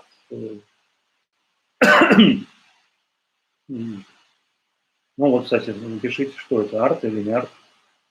Человек с какой-то палкой ходит по лесу. Здесь мне, кстати, очень нравится работа. Я пока еще не опубликовывал, но в такое попали место интересное. Там все в зеленом таком зеленом. Вот. Зеленым. Кстати, кто занимается пейзажной фотографией, несколько вот этих работ, где фотограф погружен в такое, как болото зеленое, они оценили, им понравилось, потому что это необычное место, само по себе необычный ракурс, и у меня даже несколько, по-моему, моделей, говорю, сделано в этом такого кустарниковый арт, или как там, напишите в комментариях, как это назвать. А, кстати, еще с квадрокоптера была интересная съемка. Вот, кстати, друзья, это снято с фотоаппаратом, но, в принципе, можно было сделать с квадрокоптера, потому что вы можете вытащить с таких квадрокоптеров из видео фотографию, и это расширяет ваши возможности. Не думайте о разрешении, потому что все это блажь, я об этом записывал не одно видео, что фотографии не разрешение не главное, разрешение постоянно меняется. Сегодня 20 миллионов – это норма, завтра 20 – это вообще отстой. 100 миллионов норма, а потом там миллион миллионов и прочее подобное. Поэтому если бы фотографы постоянно, ну, я их дрочами называю такие люди, они, в принципе, и в хай-фай тоже их огромное количество. Вот выйдет новая колонка, куплю там, а вот еще будет новее колонка, потом куплю. Ну, в результате у них ничего нет никогда, они бедные, несчастные ходят и в результате переживают пустого порожнего. Поэтому я все-таки надеюсь, что мой канал не из таких, я все-таки стараюсь. Собрался, пошел. Но в некоторых случаях, конечно, приходится отказываться. Я, конечно, понимаю, почему. Потому что внутреннее мое ощущение подсказывает, ну, не готов я сегодня. Хотя вот погода располагает, все вроде как бы нормально, но вот сегодня, видите, сижу с вами с микрофоном и рассказываю про художественный арт, что можно сделать пейзажем. Какие еще применения? Может быть, у вас какие-то мысли есть по поводу того, как можно применить? Ну, кроме того, что, например, у меня сосед там сбросил трусы, упали от ветра, да, на дерево. У меня была мысль, как бы, ну, там, не забраться высоко, во-первых, во-вторых, в принципе, я лазил по деревьям без проблем. У меня была мысль, как бы, использовать дрон, например, для того, чтобы эти плавки снять с дерева. Крючком зацепить, ну, потом можно дрон зацепить. Ну, применений, на самом деле, очень много, именно таких в практике, в быту. Но, конечно, в первую очередь для фотографий, поскольку это стабилизированное устройство, этот подвес, на котором висит сама камера, она достаточно хорошо виброзащищена. И это, кстати, отсылка к одному из комментаторов, фамилия Блинов, по-моему, да, который писал, что у меня фотоаппарат – это акустическая система. Но комментировать такое достаточно сложно. Почему? Потому что если человек не понимает, что такое вибрации, и что такое в принципе акустика, да, и вообще строение вещества, я не говорю там про сопроматы такие, да, что все, что мы глазами видим, ощущаем руками, это все вибрирующая структура, да, поэтому акустика везде. И акустика не значит, что там только звуковой диапазон, да, то есть ультразвуковая акустика, есть инфразвуковая, да, а поскольку фотография работает с этими частотами, если вы знакомы, да, с выдержками, с модельным хотя бы, с рядом выдержек, да, что это секунды, это доли секунды, это сотые доли секунды, это тысячные доли секунды. Поэтому мы должны понимать, что вибрации имеют непосредственное отношение к акустике, и материалы, о которых я говорил в этом тесте, как раз связаны с тем, что материал алюминия, да, звенит очень хорошо. И в акустике алюминий хоть и используется, в том числе и швейцарскими компаниями, да, там же самая Диего, другие компании, американские компании, немецкие компании, Кератек тот же самый, другие множество, да, но это все-таки материал звенящий, поэтому его превращают или в нечто подобное силумину, да, потому что силумин – это не алюминий, это сплав. Это сплав под давлением, который обладает другими свойствами. И если кто ездил на автомобилях, может быть знакомо, что многие блоки больших нагрузок, они делаются из как раз такого силумина. Он используется в авиастроении, но это не легкий материал, это очень тяжелый материал, но очень крепкий и коррозоустойчивый. Также и говоря про карбон, я имел в виду то, что этот материал имеет очень смещенный спектр вибраций, который лежит вне вот этих выдержек, с которыми мы работаем, поэтому это позволяет ему жить. Но оплошности разработчиков и инженеров приводят к тому, что, например, последний, крайний, точнее, штатив, который мне достался, он как раз был закис настолько, что там стальной шип был ввинчен в алюминиевую вставку. Ну, кто знаком с химией, там, когда в 8 классе начиналась химия, да, по-моему, в принципе, мы уже раньше знали с другим, что есть металлы в периодической системе Менделеева, да, и металлические пары, так называемые. То есть, когда образуется электролиз, соответственно, металлы из разных групп, из разных ячеек таблицы Менделеева, они сразу начинают между собой проводить ток и, соответственно, окисляются. Слипается, можно сказать, окисляется. Это, конечно, ошибка сделать сталь смешать с алюминием. Так же, как вот вчера посмотрел интересное видео, не знаю, может, прикреплю ссылку, как ртуть амальгирует алюминий, да. То есть, ну, алюминий, вы знаете, так же, как серебро, сразу быстро покрывается пленкой, которая не позволяет ему окисляться, да, и поэтому такой защищенный, поэтому в быту как металл коммунизма используют. Так вот этот человек, он как бы записывал, там миллион просмотров, он все-таки и там сверлом пытался все это, а потом все-таки он очистил обычной жидкостью, которая растворяет эту пленку, соляная кислота, и все, положил капельку ртути, и потом там вот такое просто растение образовалось. Потому что амальгама – это, грубо говоря, продукт или химический результат химической реакции ртути с металлами. Амальгама. Ну, вы знаете, что множество интересных всяких произведений искусства сделано с помощью амальгамы, да, это чрезвычайно вредно, множество тысяч людей погибли, когда это использовали, да, но тем не менее это очень долговечное покрытие, которое не разрушается со временем, амальгама, ну, почитайте, что такое амальгама. Это не только самая, наверное, такая большая, обширная нейросеть, которая в том числе и сейчас работает, амальгама называется, которая тоже систематизирует данные, даты и позволяет нам и общаться, и что-то придумывать, и создавать новое. Амальгама в химическом применении – это некий химическое вещество, результат реакции. Не сегодня что-то мало. Не идут, еще не проснулись. Но сегодня, на самом деле, не проснулись, а наоборот, уже где-то плещутся, наверное, в заливе, в разливе или где там. Да, вот, кстати, хотел спросить у фотопрофиля 71, как у него успехи на почве фликера? Потому что что-то я в последнее время не наблюдаю там каких-то действий, с чем это связано, я примерно догадываюсь, но его видение по поводу дальнейшей судьбы фликера, например, к тому, что может быть продвинуть видео через фликер. Ну, я вам не открою секрет, что оптимизация и мои 3 года, проведенные в том числе и в плейлисте Flickr, рассказ на русскоязычном Flickr, что это такое, что это социальная сеть, дали результат. И вот буквально последние несколько месяцев, а последние недели особенно, видео про Flickr, они становятся все более популярны.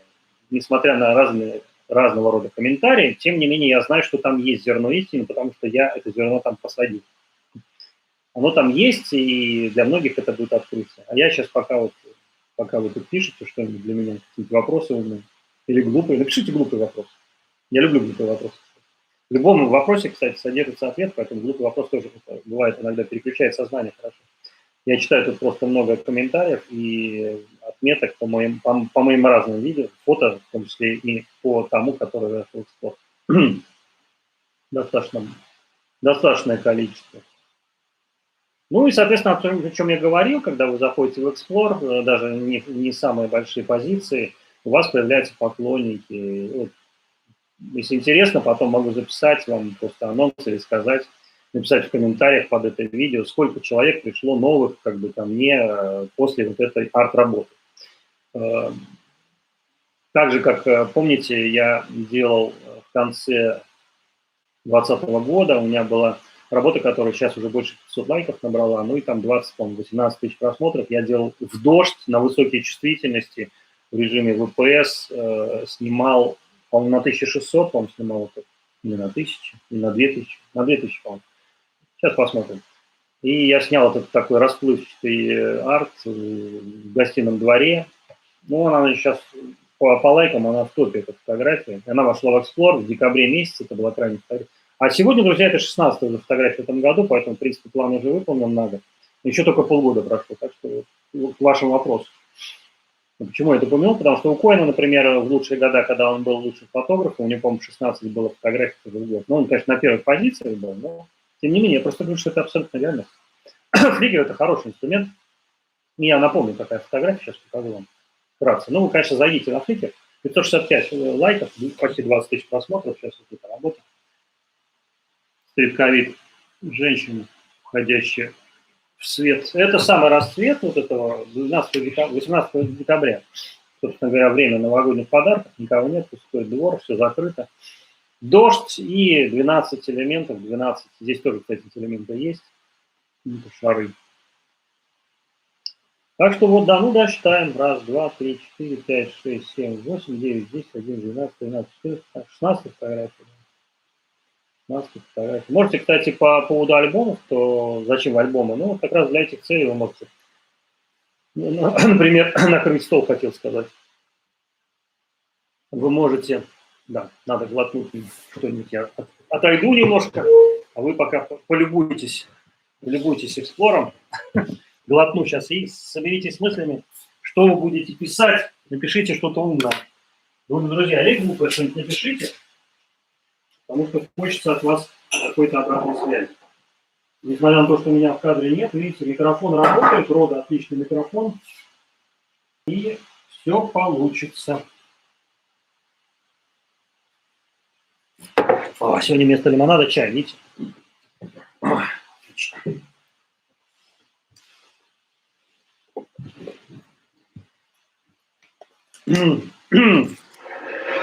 Друзья, кто к нам только что присоединился, еще кто-нибудь, нет, никто-нибудь. Мы сегодня говорим про художественный арт или арт-фотографию с помощью квадрокоптера DJI Air 2S. Ну, как пример, да, но причина, почему мы об этом говорим, потому что сегодня в галерее от Flickr Explore, это лучшая, это галерея из 500 лучших работ, собранных со всего мира каждый день. Вы можете посчитать, сколько их всего в год выходит. Ну, еще повторю цифры, да, как показал опрос тех людей, которые участвуют во Flickr, около 14,5 тысяч отбираются каждый день для работ, чтобы попасть в ленту Expo. То есть это не значит, что их столько сделано, их отбирается 14,5 тысяч, и из этих 14,5 тысяч 500 только попадает. То есть каждая, посчитайте сколько, ну 2%. Так вот, количество людей, которые попадали в Explore, около 100 тысяч. Это все, за все время существования. Соответственно, несколько тысяч раз меньше, это 2-3 тысячи человек, которые имеют про-аккаунт, и которые регулярно попадают, постоянно живут во Flickr, живут, можно сказать. Ну и общее количество пользователей, да, на данный момент по сторонним данным это порядка 14-13 миллионов человек, которые пользуются платформой, цифровой платформой Flickr. Много это или мало, друзья? Для фотографии рынок, который достаточно узкий в связи с тем, ну, как бы если брать общий рынок и общее количество людей, которые смотрят темы на ютубе про фотографии, их достаточно мало. Ну, я думаю, что их больше, конечно, чем хайфайщиков. Несколько десятков раз, если не сотен. Но все равно это миллионы, друзья. Поэтому это говорит о том, что, несмотря на то, что у нас там 8 миллиардов, да, ну, вот считайте, даже если их 13 миллионов говорят, но это те, кто пользовался когда-либо, а реально, которые пользуются на постоянной основе, ну, даже если возьмем 100 тысяч, да, ну, это люди-фотографы, да, которые занимаются этим. Понятно, что пандемия изменила все, и сейчас, кроме того, что сократилось количество фотографов, да, в каких-то областях, а другие области, наоборот, выросли. Я об этом всегда говорю. И мы сегодня говорим о том, что позволяет вырасти и появиться новым направлением. И, друзья, я вам еще раз напоминаю, что вот эти устройства, которые сейчас уже не просто квадрокоптеры, а это уже некоторые устройства, в том числе для пейзажного арта, это вот такие вот штучки, которые вот подвешены, в данном случае компании DJI. 20 мегапикселей, 1-дюймовая матрица. Умные квадрокоптеры, которые позволяют облетать препятствия. Я показывал, посмотрите мое видео, что такое система облета препятствий. Позволяет в новой прошивке видеть летающие объекты, самолеты, вертолеты. То есть это умные устройства в полном смысле. Они уже настолько поумнели. О, все вышли. Все надоело. Все скучно стало. Ладно. А вы знаете, все это волнами распространяется. Даже если посмотреть по фликеру, те видео, которые заходят, 50% сетя, потом раз, 10. Там бах, 50%. Это все волны Эллиота, и все законы, вся природа, она работает по этим волнам. Ну, кому будет скучно, выключить. Но я все равно продолжу, потому что я уверен, что сегодня придет человек, который скажет нам, даст еще какой-то альтернативный ответ, имеет ли смысл вообще в этом квадрокоптере как устройство для ведения, как устройство для того, чтобы использовать в качестве художественного арта. Можно ли его использовать? Или это все домыслов, Иванович?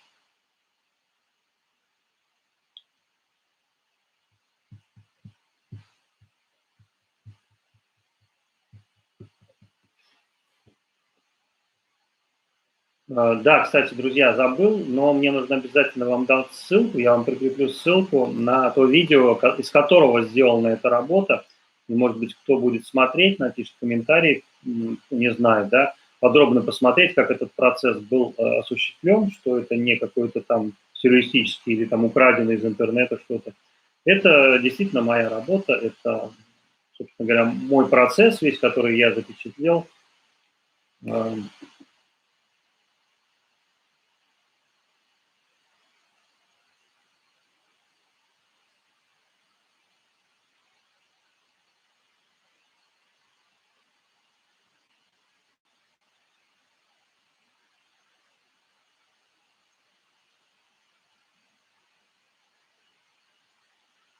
Работа по штативу. В этом видео как раз и был, собственно говоря, сам процесс, как это, да. Но начиналось это с Павлом Мартом.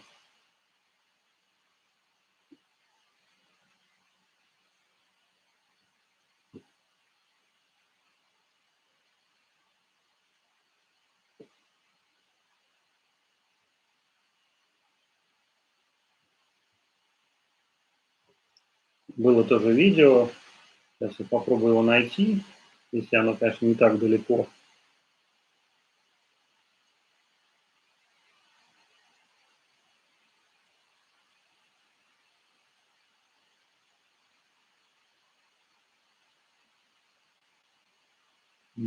Шорт.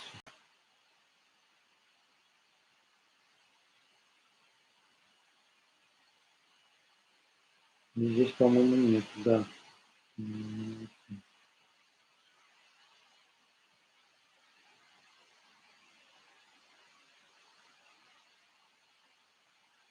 Ничего страшного.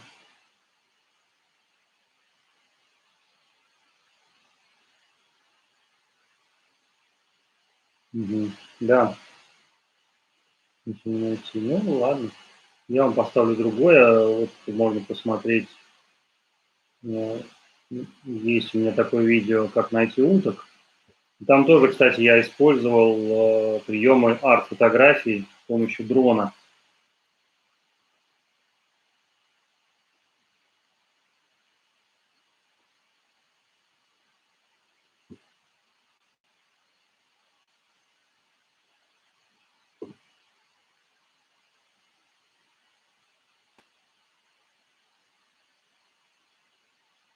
Совеночем паутиный арт. Это как раз было такое. Такое было. Поэтому некоторая подготовка, некоторые пробы, ошибки в результате приводят к тому, что я считаю, что все-таки можно делать с помощью таких устройств арт, именно не просто аэрофотосъемку, а именно художественный арт, художественную фотосъемку. Напишите, что вы думаете. И вот сегодня видите, что-то как-то провал какой-то, провал, никто не заходит, никто не захочет. Давайте сейчас отправим, еще, может быть, кто-то нам поддержит, кто-то нам напишет, зайдет, может быть, будет интересно. Эфир, эфир.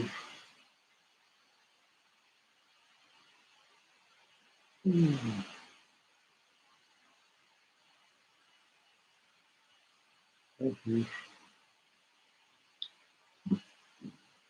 Ну, а почему нет?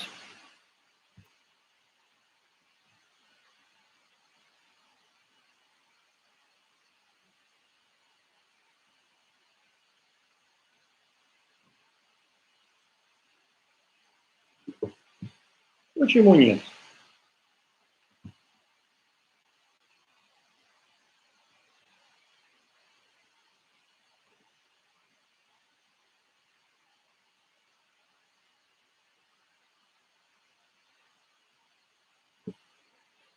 Вы скажете, занимаю время ваше? Нет, ну, занимаю, да, конечно. Время – это единственное, что... Время – это единственное, что можно распоряжаться, но, тем не менее, всегда есть выбор.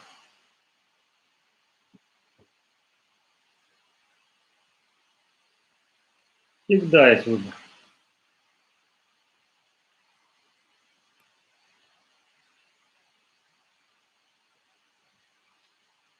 Это да-да-да.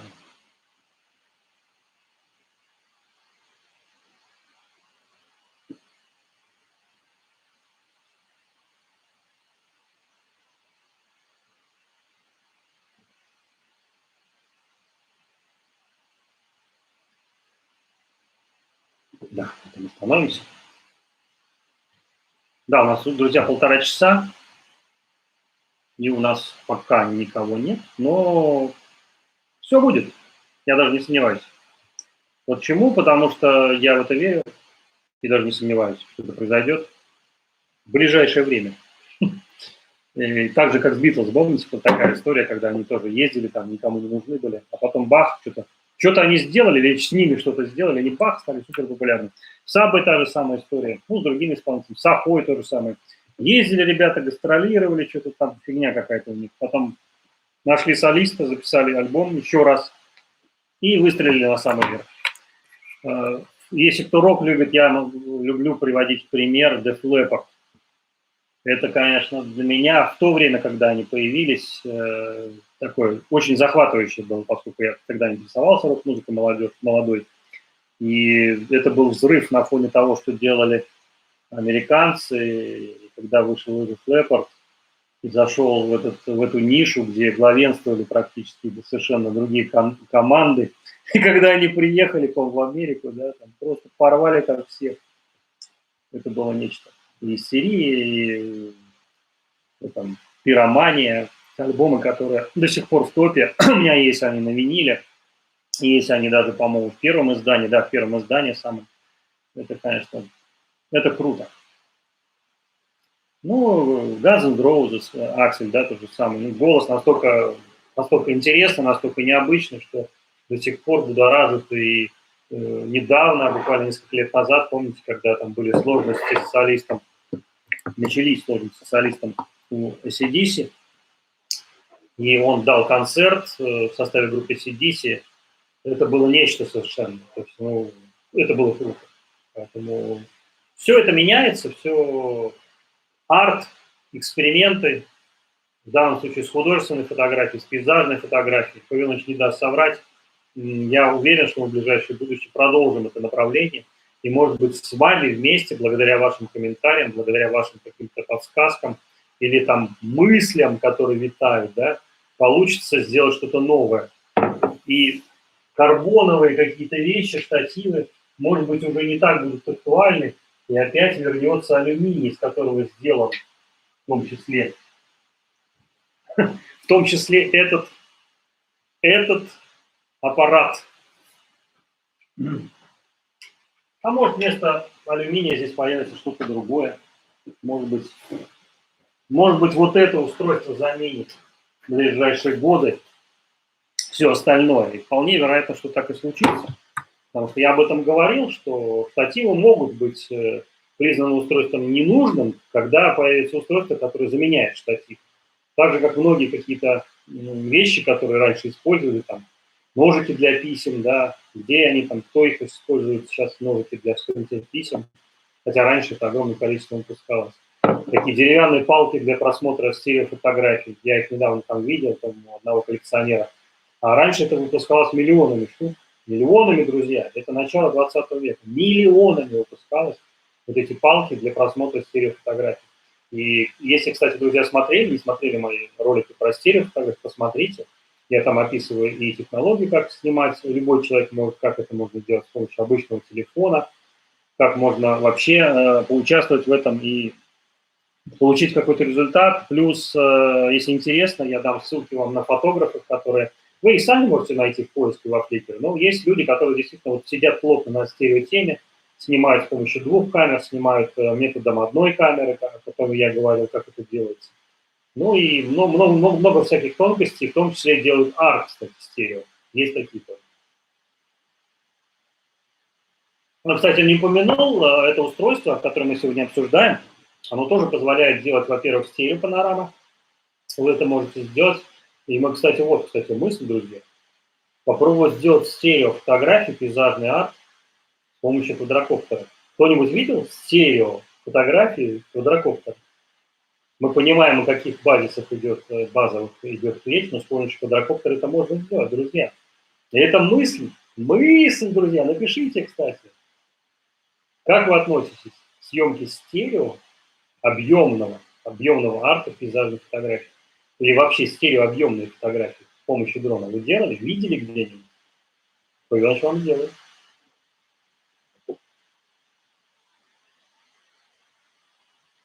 Да, сегодня, видите, сегодня у нас один человек смотрит. И это я, да? Сам себя смотрю. Никому больше не интересен. Нет, друзья, это все обманка, потому что сами алгоритмы, они работают со сдвигом. И когда маленький канал, у меня сейчас даже не микроканал, а наноканал, я об этом говорю, наноканал. И цель, конечно, вырасти хотя бы до микроканала, да? До микроканала, это 1000 подписчиков, чтобы я мог уже с вами разговаривать не вот в этих стенах, а где-нибудь на локации вместе с дроном, показывать вам в онлайне все это, да? Не пользоваться Клабхаусом, не пользоваться OpenLand, другими платформами, там сейчас новая еще появилась, интересно, а использовать именно саму площадку YouTube, самую лучшую площадку для не только фотографий, для сообщества, для общения с людьми. Что-то я тут застыл. Застыл. А что случилось-то? Завис. Ох. Что вам еще такое показать интересное? Ну, показать могу, например, пульт, да, кто интересуется игрушками, да, то вот этот пульт, который появился, кстати, впервые, по-моему, в первом Эйре, нет, в первом Эйре был другой, в Минике появился вот этот пульт большой, удобный, с резинками такими, вы знаете, я тоже когда-то играл в Дэнди, но, во-первых, это баллистический пластик, о котором я говорю, который используют в том числе и не только в чехлах этот пластик используется, и в том числе и в конструкции, которая здесь рядом стоит, тоже баллистический пластик. Ну, очень прочный, приятный цвет серый, вот эти джойстики, которые здесь есть режимы Cinema, есть режим Sport, есть режим Normal, есть режим фотосъемки, и нет вот этих торчащих дурацких антенн, болтающихся телефонов, то есть это все очень надежно, антенны сами вот здесь находятся, то есть они закрыты будут телефоном, подключается, используют как powerbank, я уже показывал в своих видео, что это можно сделать. Действительно, устройство уже существует не первый год, и инженеры, которые разработчики, они добились, конечно, выдающихся успехов, и я думаю, что такая конструкция с динамиком здесь внутри, да, то есть с индикацией, то есть плюс это складывается, сами вот эти штуки, стики, так называемые, они убираются в корпус, то есть эти устройства стали заменять уже множество по технологии и превращаться в некий уровень топовых фотографов, фотоаппаратов, да? То есть по качеству изготовления, по возможностям, по эргономике эти устройства очень сильно развились. Поэтому для меня не было удивлением, поскольку вы знаете, что DJI я пользуюсь не только квадрокоптером, пользуюсь еще Osmo Mobile первого поколения, где тоже магний использован. Кстати, этот же материал я записывал видео, когда про штатив, у меня есть еще одно видео, заставка, которой химические элементы, магний, алюминий, карбон. Ну, карбон это углерод. Ну, CTR у него невысокая, но я хочу выждать и посмотреть, действительно ли начнет система предлагать это видео людям, которые хотя бы знают, что такое таблица Менделеева. Вы что не в очках, видите? Без очков? Может быть, без очков больше зайдут, да? Как-то вот так сделают. Эти, кстати, очки я купил очень давно, когда у меня еще была копейка, это было в 90-е годы, в нулевые, в начало. Когда я купил это в Миссури, фирма, итальянская, кстати, это не наша. Они, может быть, выглядят так дешево, а на самом деле они были не дешевые, но действительно я в них ездил ночью, и было удобно. Блики они убирают ночью, и вы реально меньше глаза устаете. И в этом смысле, когда вы снимаете на дрон при ярком солнце, у вас очень серьезные проблемы не только с блендом, да, бленда для устройства, которое ставится сам, устанавливать. Здесь, кстати, бленда нет, и пока производители бленда выпускают, в том числе DJI, но пока не достигли какого-то совершенства. Можно, кстати, усовершенствовать. Вот яркость дисплея, при ярком солнце понятно, что ничего не видно, поэтому такие бленды делают. Кто смотрел мое видео про Rolleiflex, вы знаете, я показывал там фотографию, фотографы, которые снимали Rolleiflex при ярком освещении, такие делали тубусы, самая компания Rolleiflex, одевались и, собственно говоря, в них уже снимали вниз. Точно так же эти тубусы можно использовать в этом варианте, когда вы вставляете сюда телефон таким вот образом. Вы потом делаете из папки там или еще что-то другого такой тубус сюда, и потом, грубо говоря, смотрите, уже видите яркий экран. То есть это не отвлекает, это позволяет вам комфортно управлять этим устройством, во-вторых, все это видеть, самое главное. Поэтому аксессуары – это очень важно, и в том числе, когда вы начинаете заниматься уже съемкой художественного арта с помощью квадрокоптеров или чего-то другого, вы понимаете, что круг аксессуаров расширяется. Кроме батареек, кроме карт памяти, которые тоже там есть, кроме запасных частей пропеллеров, так называемых, вспоминается Карлсон, от винта, Карлсон говорит, от винта. Отходите от винта, запускаете. У нас, не видите, мы запустили, тоже сегодня у нас от винта вездеход. Чуть не пострадал. Да нет, он не пострадает, потому что он металлический. Он, кстати, тоже из металла коммунизма, там кусочек покажу, он такой подсказку покажу, чтобы вы написали в комментариях, что получил вездеход 2.0. В чем же отличие от 1.0, которого уже год уже существует, это скоро год, да, ну да, год уже практически. Это было в середине августа, я его сделал, довел до ума уже, да, и в конце августа я уже тестировал его, вы видели. Посмотрите мое видео. Плейлист, кстати, мысли сделать плейлист, отдельно вездеход сделал. У меня, по-моему, есть он вездеход, светопут называется. Светопут.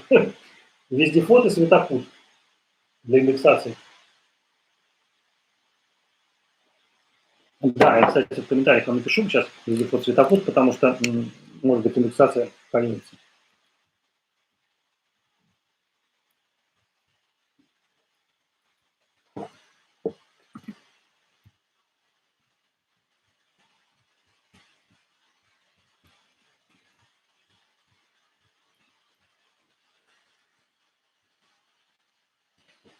И он сидит, сам себе комментарий создает. Ну, что делать? Приходится.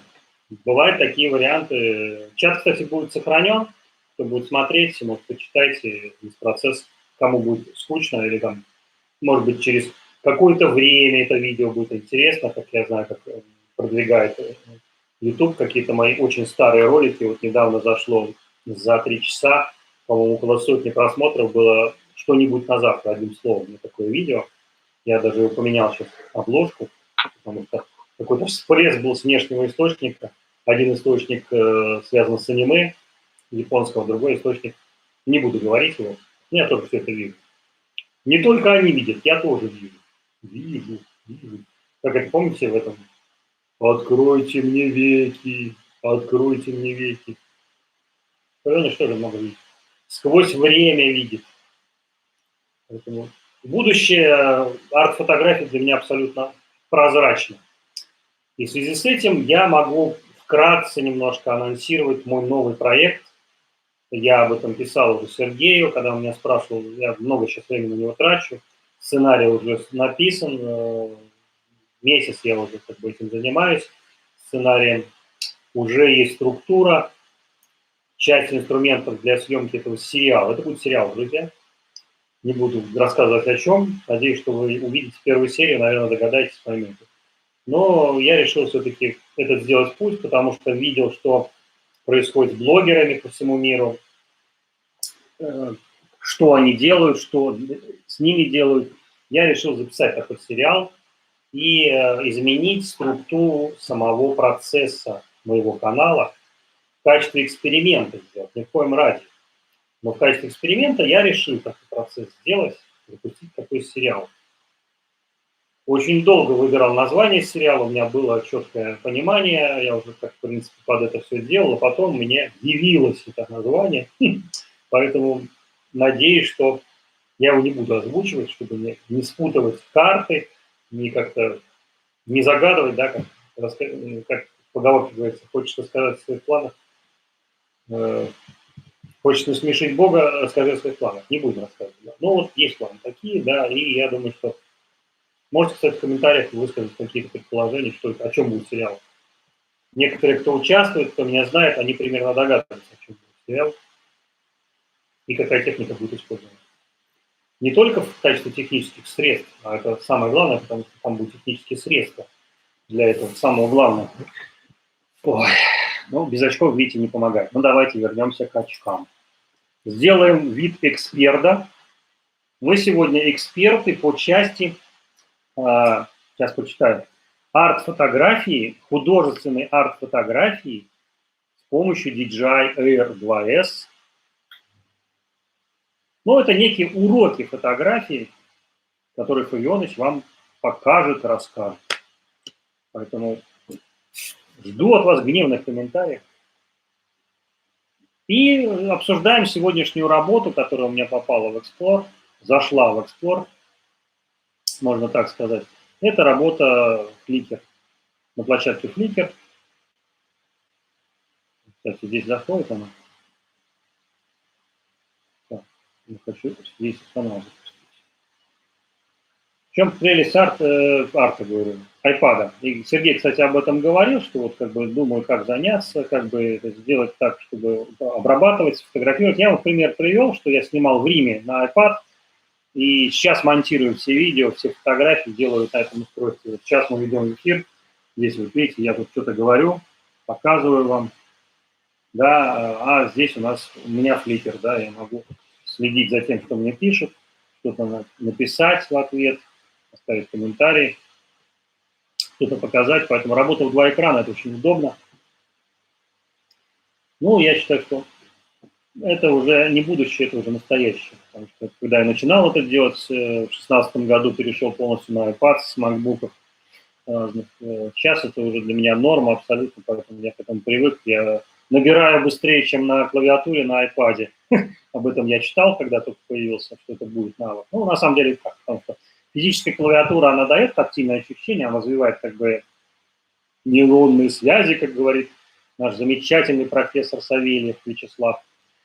Чему им благодарность. И смотрите его ролики, друзья, это гениальный человек нашего времени, один из гениев непризнанных, и признанный гений, и абсолютно точно. Поэтому. И, кстати, по фотографии у него огромное количество и книг, и всяких видео, и бесед, и его слово как таковое, да, оно греет душу, как говорят. Поэтому обязательно смотрите, в том числе он занимается тоже пейзажным артом. Пейзаж для него это как бы основа, и в его роликах вы можете услышать и из первых уст получить правдивую информацию о непросветленной оптике, о больших камерах, о сравнении современных, суперсовременных новых камер, в том числе и лейки, которая новая вышла, монохром. Он тестировал сейчас Noctilux новый, поэтому посмотрите, друзья, обязательно, и по любым тематикам, в том числе и политическим, ну, он касается их, да, но что касается мозга, строения, восприятия человека, он в этом профи. Поэтому можно сказать коллега, поскольку я тоже занимаюсь восприятием, изучаю это все, и всегда иду в этом ключе.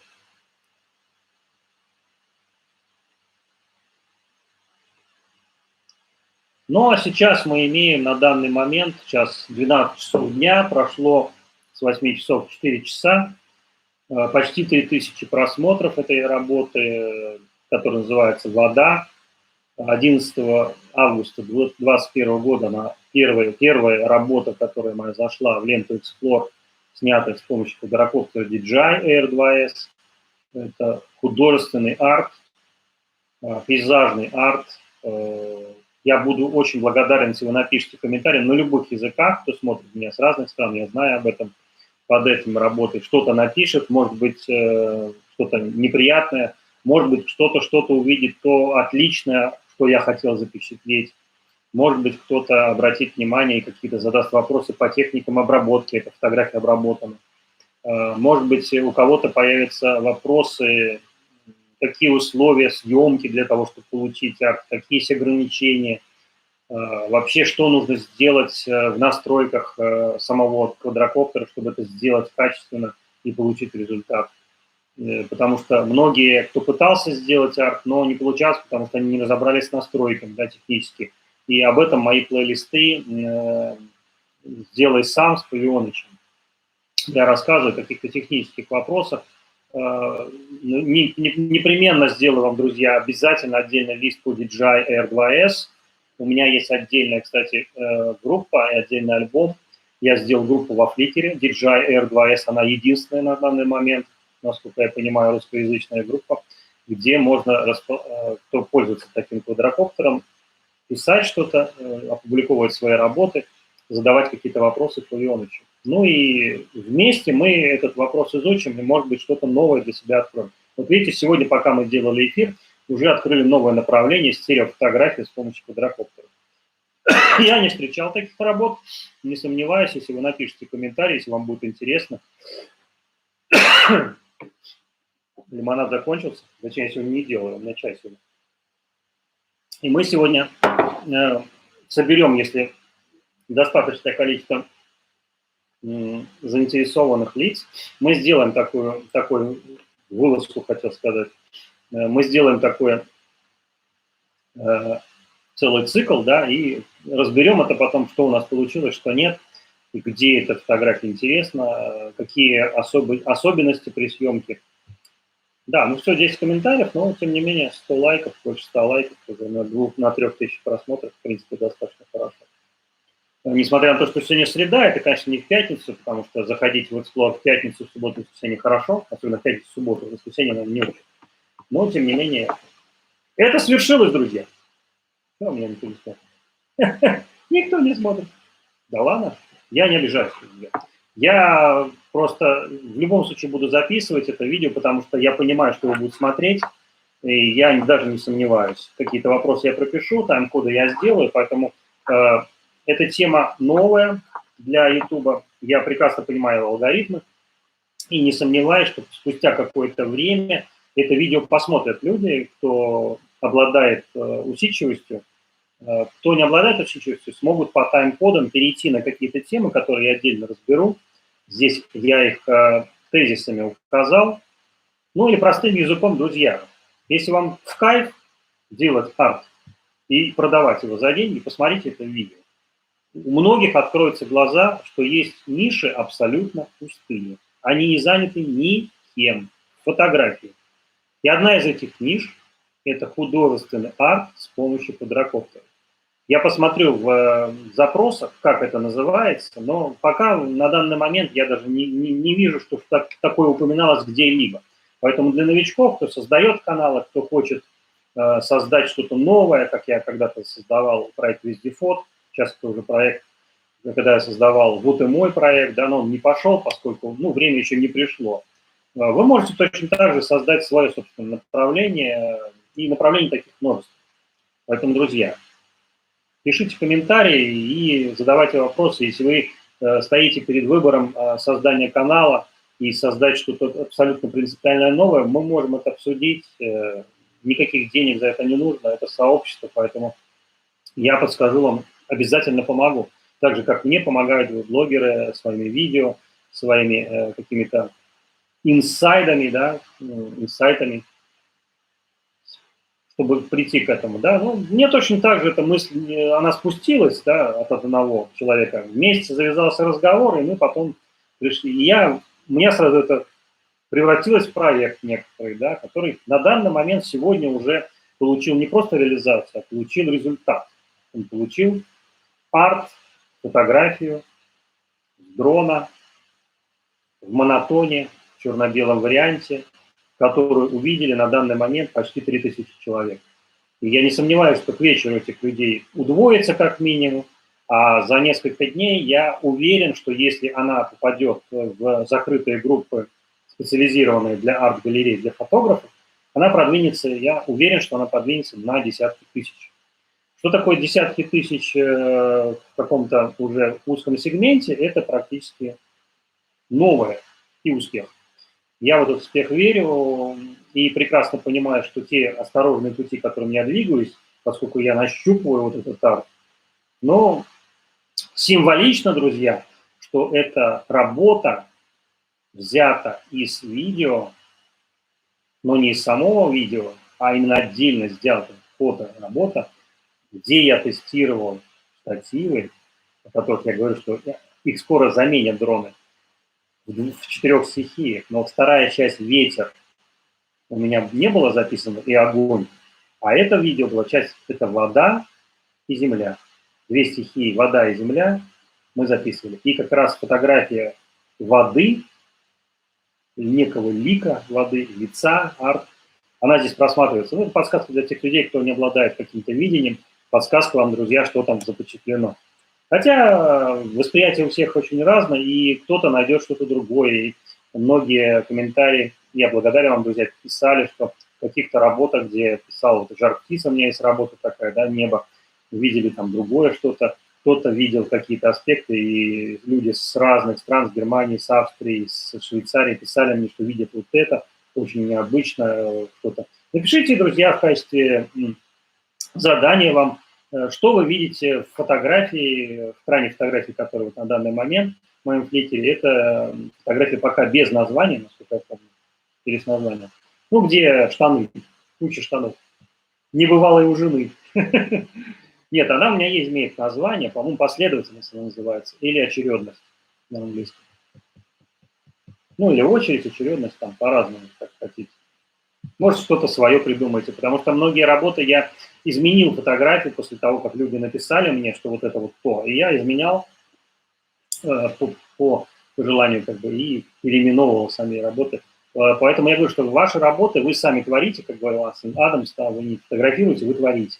Фотограф именно тот, кто творит, не просто запечатлеет через инструмент, да, камера, будь то камера, будь то квадрокоптер, но сам фотограф, он творит, он творец, поэтому когда он снимает на что-то, будь то павион, будь то что-то другое, будь то просто какой-то телефон, он, собственно говоря, творит, поэтому он создает, создатель, творец. Поэтому инструменты, конечно, это важно, но самый главный инструмент находится даже не здесь. И я думаю, что профессор Савельев со мной тоже согласится, что инструмент находится вне где-то. Во всяком случае, в моей философии, там, теологии, как угодно назовите, это находится вне человека. Но одновременно и в нем тоже. Это дилемма, это некий такой отсутствие дуализма и некое такое, ну, может быть, кто-то скажет, что это холистический подход, да. Кто-то скажет, что это герменевтики имеет отношение, да. Имеет отношение к буддизму, да. На все ответы будет «да» вопрос. Поэтому проще, наверное, сказать, чем действительно это не является фотографией. Фотография не является просто физическим процессом нажатия на кнопку. Фотография не является просто мегапикселями. Так же, как человек не является пользователем, не является абитуриентом, не является носителем, не является социальной единицей, категорией, чем еще, продолжить список. Человек – это человек.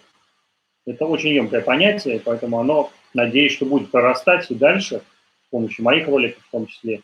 И, может быть, до кого-то дойдет, кто такой человек. Познание человеческой природы является ответом, вопросом и является ответом на все вопросы одновременно. Ну и арт – один из языков универсальных, который не требует перевода, а в особенности арт-фотография, фотография с большой буквы, ну или fine art, как его называют, да, в англоязычном варианте. Хотя до сих пор многие споры ведутся, что же такое fine art. Если вы даже зайдете в Википедию, посмотрите в других словарях, вы найдете огромное количество ответов на вопрос, что такое fine art. И многие до сих пор не знают, что же такое fine art. Они не знают. И иногда за fine art выдают, я уже говорил уже неоднократно, просто фотографии каких-то голых тел или какой-то там вычурную рекламу, это fine art. Так же, как high-end, high-end теперь называют там и мебель high-end, и что там еще, только интерьеры high-end, одежда high-end, там, что такое не придумывают уже эти недоменеджеры, как их называют. То есть они создать сами ничего не могут, поэтому они берут слепки и пытаются это втиснуть в свои убогие мировоззрения, можно сказать. И получают клоунаду, получают. Клоунаду. Вот такая клоунада. Но одно дело клоун, другое дело шут. Это разные вещи, разные понятия.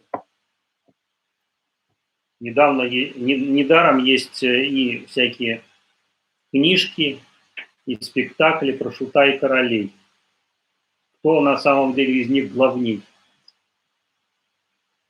Или как у Пушкина, да? Я ли на свете всех милее, всех прекраснее и белее? И прекрасно, спору нет. И дальше по продолжению. Пушкин наше все. И он, кстати, тоже занимался артом. Да, сегодня какой-то у нас странный эфир. Но, друзья, я уже вижу результаты. Поэтому я не отключаюсь, во-первых. Во-вторых, я тешу себя надеждой и уже наслаждаюсь тем результатом, который мы сегодня с вами вместе, благодаря вам, получили. Это действительно художественный арт с необычного ракурса, с необычного устройства, совершенно в необычных условиях и в абсолютно фантастическом нереальной реализации. В том числе и доведенная до галереи Explore от компании Flickr. Компания Flickr – это крупнейшая социальная сеть для фотографов, для фотографий, для тех людей, которые ищут ответы и находят их. Даже не сомневайтесь. Поэтому, друзья, кто еще не сделал страницу во Flickr, а она бесплатная, сделайте это обязательно.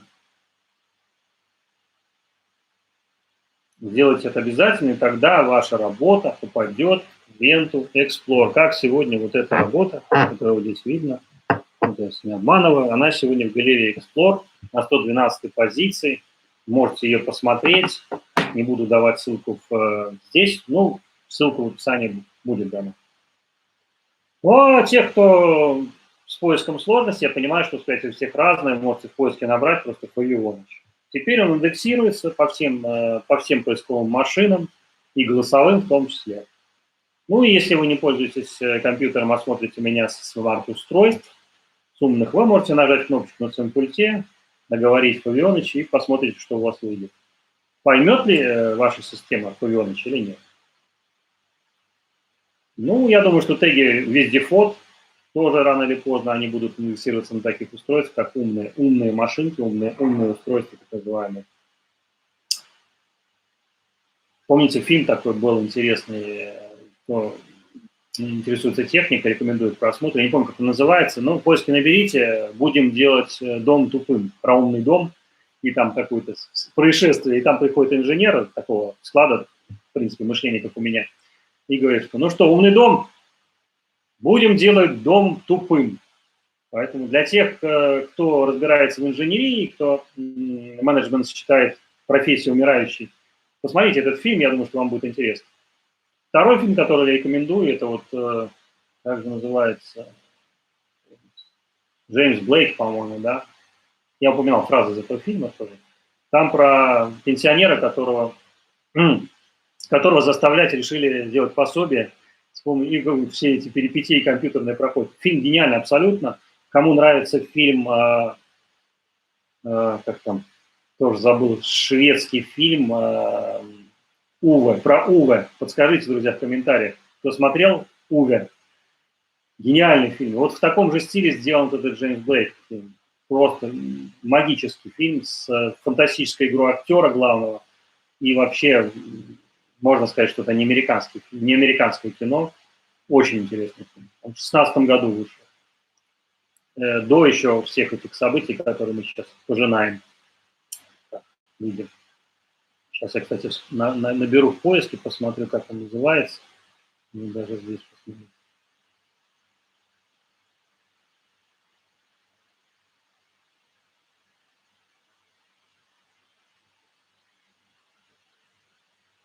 Я, кстати, тоже задавался вопросом, почему именно назвали так фильм, именно такое броское название.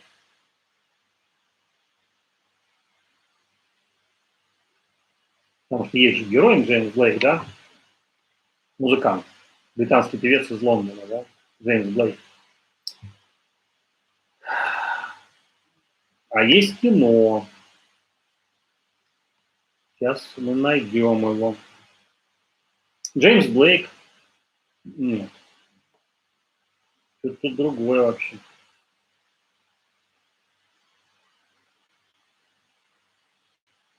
Это актер Джеймс Блейк. Нет, фильм именно был. Тоже актер. Нет, кино именно, друзья. Знаете такое кино?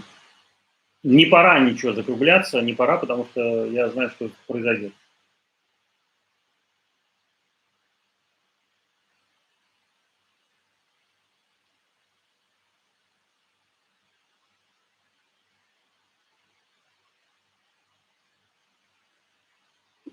Да.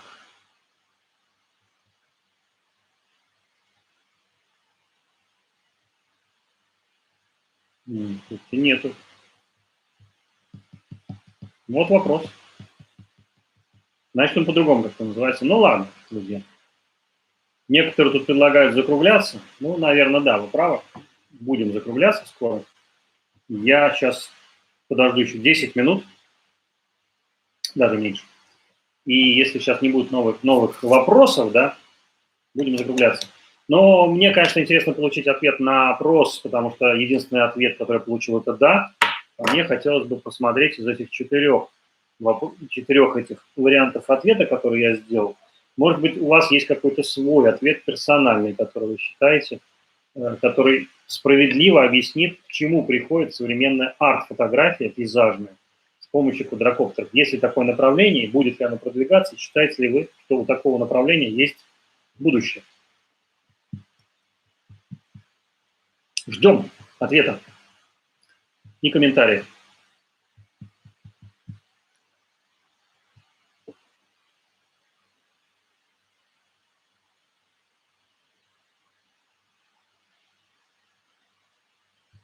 Я хочу увидеть цифру 3.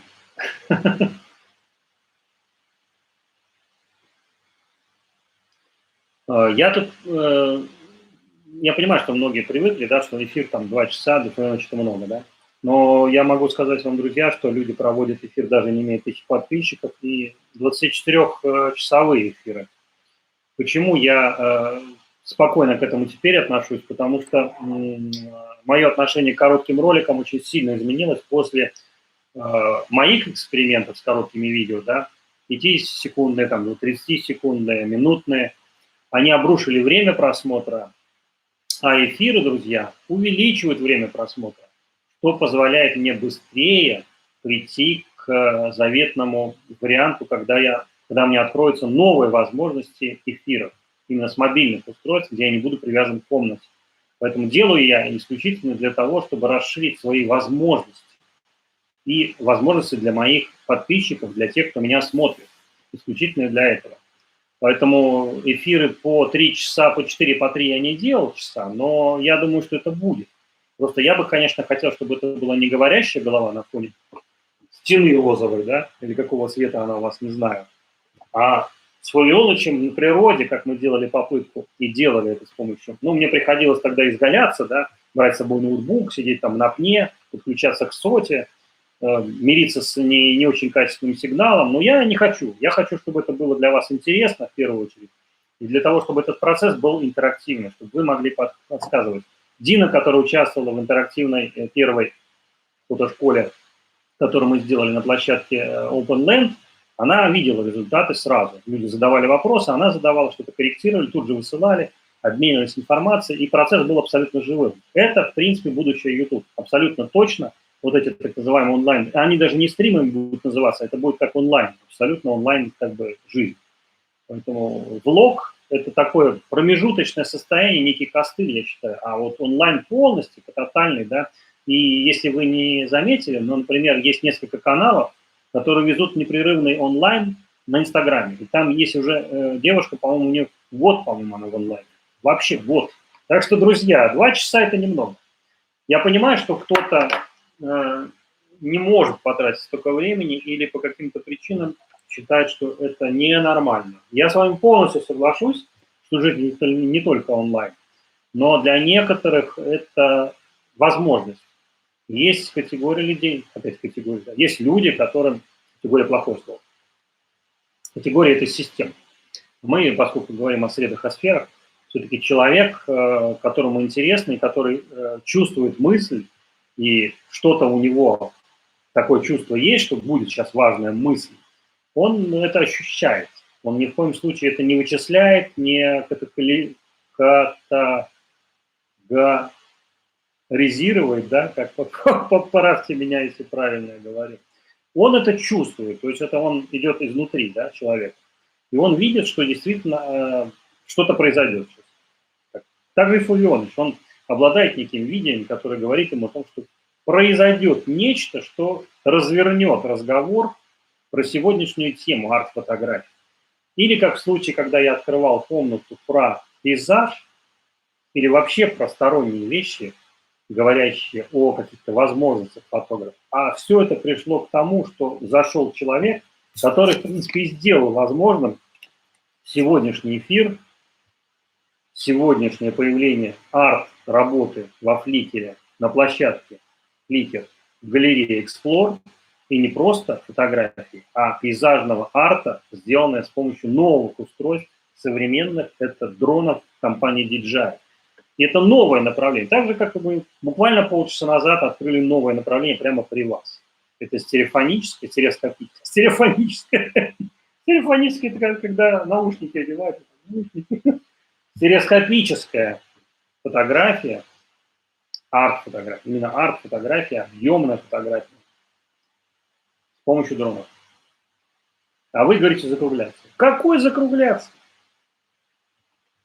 Как это? Собака. Какая собака? Сказала закругляться. Ну, а тем, кто ложится спать, спокойного сна. Друзья, вверху у вас находится опрос, где я постарался получить от вас обратную связь. Что же вы считаете? Нужно ли это? Можно ли это использовать? Дрон как часть пейзажного арта? Или нельзя? Ответьте на этот вопрос. Я буду очень благодарен, признателен, получить от вас обратную связь. Считаете ли вы будущее? Считаете ли, что есть будущее у вот этих устройств, которые позволяют снимать арт пейзажный с помощью дронов, в том числе и стереофонические? Завершать опрос я не хочу. Я хочу получить еще варианты ответов. Я вижу пока только что 100%. Но я подозреваю, что там 100% сколько человек. Мне не пишет, сколько человек ответило.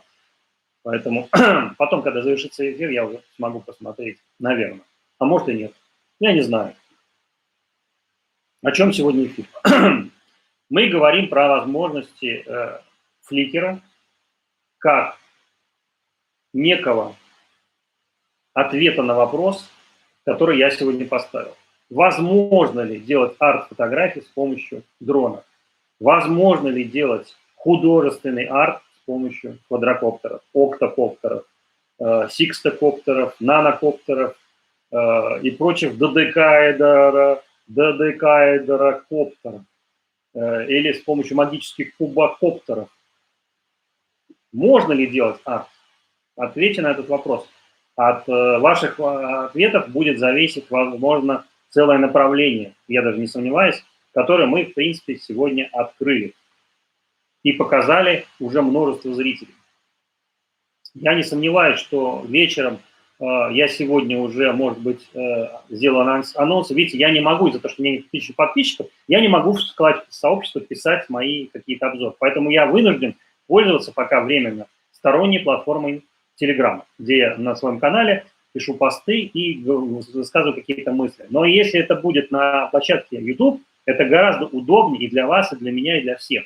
Потому что можно будет сразу на вкладке сообщества получать какие-то мои мысли, спрашивать, делать опросы, отвечать на вопросы, которые мне задают персонально, да, то есть не ползать по каким-то сторонним платформам Instagram, Facebook, Telegram, кто там еще, OpenLand, Clubhouse и прочее. Все это делать на одной площадке YouTube, где это все очень удобно и качественно. И плюс релевантные ссылки, релевантные вопросы, все сразу. То есть вот человек задал вопрос, я вчера ответил, он даже поблагодарил, что я сразу ответил. Поэтому вот, друзья. Ну, а основным героем сегодня является, конечно, не только DJI R2S, не только Фавионович, путешественник, экспериментатор, но и, собственно говоря, сам результат, который сегодня у нас получился вместе с вами. Это работа, которая называется «Вода», которую мы сегодня обсуждаем.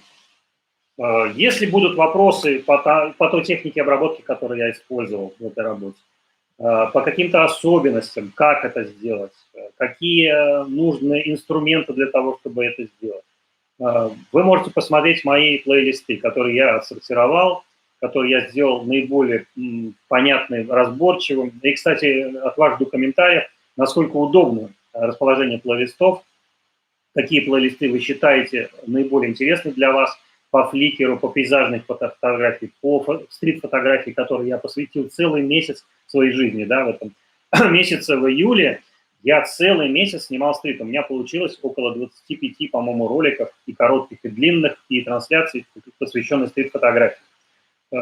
Я прекрасно понимаю, что тема фликера интересна, я буду ее продолжать, но нужно же что-то сделать интересное для вас, друзья. Не хочется просто скучной башки, хочется что-нибудь повеселиться, там, рассказать какие-то необычные истории там, про вообще процесс сам, да, кто в этом году что новое увидел, да, не только в пейзажных фотографиях, кто куда съездил, посмотрел, увидел какие-то новые места силы, можно так сказать. Кто-то, может быть, загорелся желанием купить новую камеру или какой-то новый аксессуар, который, вот как вот рядом сегодня, секретный вездеход 2.0 версия, да, я там не раскрываю все особенности, но пишите в комментариях, кто будет смотреть до этого момента и там, предыдущего. Что вы считаете, вездеход 2.0 получил дополнительно, чтобы расширить возможности не только блогеров, но и любых людей, которые занимаются фото-видео? Это для этого именно для этого Файоныч сделал это устройство. Сделал возможным вам это устройство или самому собрать, или хотя бы узнать, что такое устройство есть. Значит, сейчас в основном Европа, поэтому, несмотря на то, что рабочий день, люди находят минутку заглянуть в Flickr Explorer, пролистать хотя бы там первую сотню, да, но первая сотня нормально, мы сегодня в начале второй сотни, на 112 позиции, у нас есть уже 2 800 тысячи просмотров, 110 лайков, 10 комментариев, но это не главное, друзья. Так же, как и Сергей, если будет смотреть это видео, вам подтвердит, что это не главное. Главное – это стимул, мотивация, желание и награда, которую вы получаете, когда вы видите, что вы добиваетесь результатов. Соответственно, вы можете идти дальше. Вы зашли на эту ступеньку, поднялись на нее, и можете дальше идти на следующую. Если же вы делаете что-то, но результат ноль, комментариев нет, просмотров нет, вы кладете, вы не кладете, а вы выкладываете фотографию, кладете. Нет, не кладите никогда. Никакие приборы, ничего. Выкладывайте, тоже нехорошее слово, да.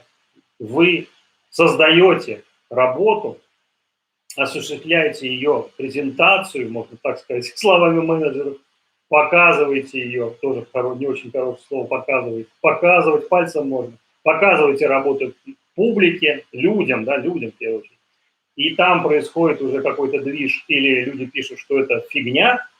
Если написали фигня, точно продвигайте, потому что если только получили негативный отзыв, значит что-то в этом есть. Что-то из арта, из арт-фотографий, из художественных фотографий, и просто время еще не пришло. Поэтому подумайте над моими словами, задумайтесь, да, и отмотайте назад. Делайте перед просмотром, если вы что-то когда-то делали, и вам это очень понравилось, но люди это не увидели, значит, люди ошибались. В качестве примера я вам покажу фотографию, которая сделана в 2009 году. Очень далеко, 3000 и больше километров отсюда. В 2008 году, друзья, она сделана была, сейчас скажу даже когда. Сделана на камеру Sony, Cybershot 717. Кому интересны технические данные, объектив Carl Zeiss Vario Sonar, 3,5 диафрагма, чувствительность 100, 9,7 мм, эквивалент, ну, наверное, скорее всего, там широкоугольный, да, 500, 1/500, без вспышки, автоматический баланс белого, Сделана в районе Гёреме, Невшехир, Турция. Сделана она 10 сентября 2008 года. 2 года я пытался попасть в это место, и в 2008 году мне это удалось. Эта фотография очень долгий путь проделала, прежде чем она в этом году, 24 июня, за месяц до юбилея моего канала, вновь попала, не вновь, а впервые попала в галерею ленты Explore, и на данный момент уже 10 тысяч почти набрала просмотров. Назвал ее селфи 2008. 2008, да. Ну, тогда iPhone только появился, но селфи еще не были распространены таким образом. Очень интересная фотография с точки зрения реализации и света и тени. Это не постановка. Здесь я с камерой снимаю. Здесь есть некое существо, друзья, которое находится справа или слева. Напишите в комментариях от вас. До сих пор я не могу найти ответ, что же это такое, потому что такого объекта сзади, а есть у меня обратная сторона этой фотографии, такого объекта нету там. Нету никаких людей, которые там находились, нету никаких скал. Но это отражение есть. И единственное объяснение этого явления, и, кстати, по поводу явлений, сейчас мысль прерву. Вчера посмотрел видео, в этом месяце агентство американское осуществило открытый доступ документа, связано с неопознанными небесными явлениями. Теперь это так называется. Раньше это называлось УФО. У меня, кстати, есть плейлисты, есть там даже фотографии и есть видео. Но видео, по-моему, в закрытом варианте, где я снимал на НЛО. И есть у меня эти фотографии и видео. Не одно. Так вот, теперь это не неопознанный летающий объект, то есть летающий объект. А я об этом говорил в трансляции до этого, что я считаю, что те объекты, которые мне удалось снять и видео, фото, это некие порталы, некие, то, что показано в фильме «Интерстеллар», да, то есть сфера, минимальный объект, 4-го измерения, которое, в принципе, показано как некое окошко в другую галактику. То есть вот это, они и так выглядят, на самом деле, эти объекты, что там внутри что-то светится, она вращается, перемещается она. Ну, в общем, американцы теперь это называют неопознанные небесные явления. То есть это более широкое понятие.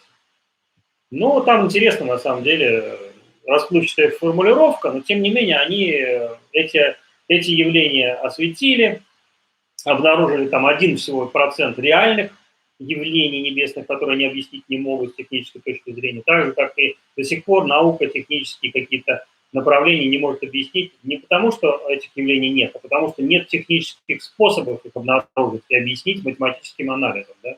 Математические или какие-то физические явления не поддаются объяснению, потому что нет теории.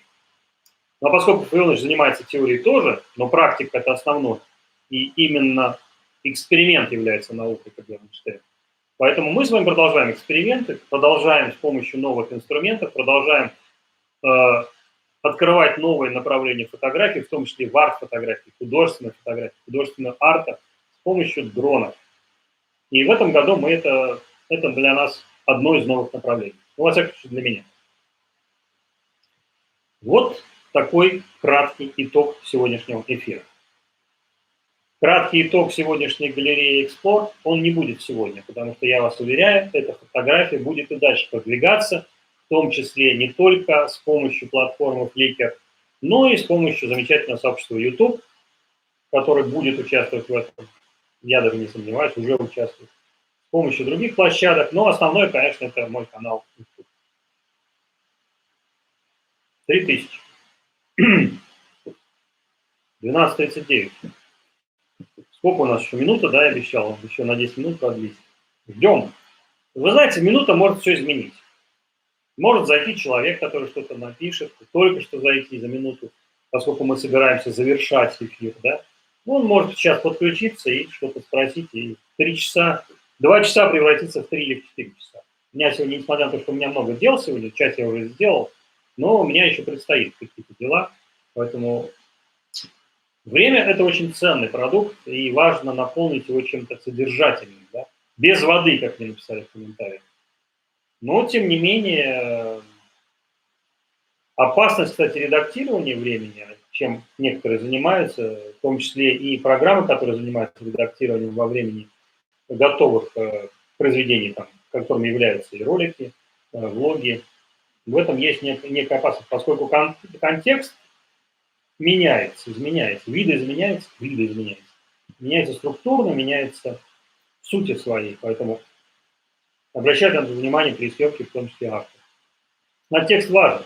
И есть, конечно, особенности. Я применил здесь технику золотого сечения. Здесь есть и работа с тенями, с контрастом, работа с каналами. Все это есть. Напишите в комментариях, если вам интересно. Я подробнее расскажу, как создавалась эта работа из исходника. Исходник выглядит достаточно простым.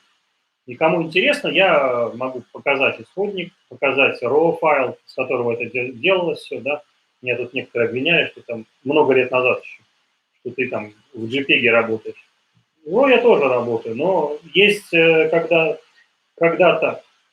есть случаи, когда он требуется, а есть, когда не требуется. Кстати, друзья, вот пока прервемся, я вам покажу исходник уже переделал. Исходник, покажу вам фотографии, которые я сделал в Approximate. Как он выглядит, снятый просто на телефон в неправильном положении. Вот он просто вот исходник. Вот как выглядит. Вот. Ничего особенного здесь нет. Но, может быть, кто-то напишет, что исходник выглядит лучше. И что нужно было оставить цвет, нужно было оставить все эти надписи. Друзья, мы это сделаем. Если вы считаете, что нужно оставить цвет в таком варианте, а не видоизменить его, как я сделал сначала в тонком плане, именно сделать такой тонкий цвет, который я очень люблю. Он здесь тоже есть, друзья, если внимательно посмотрите во Flickr, вы увидите, что эта фотография тоже цветная, но цвета здесь приглушены.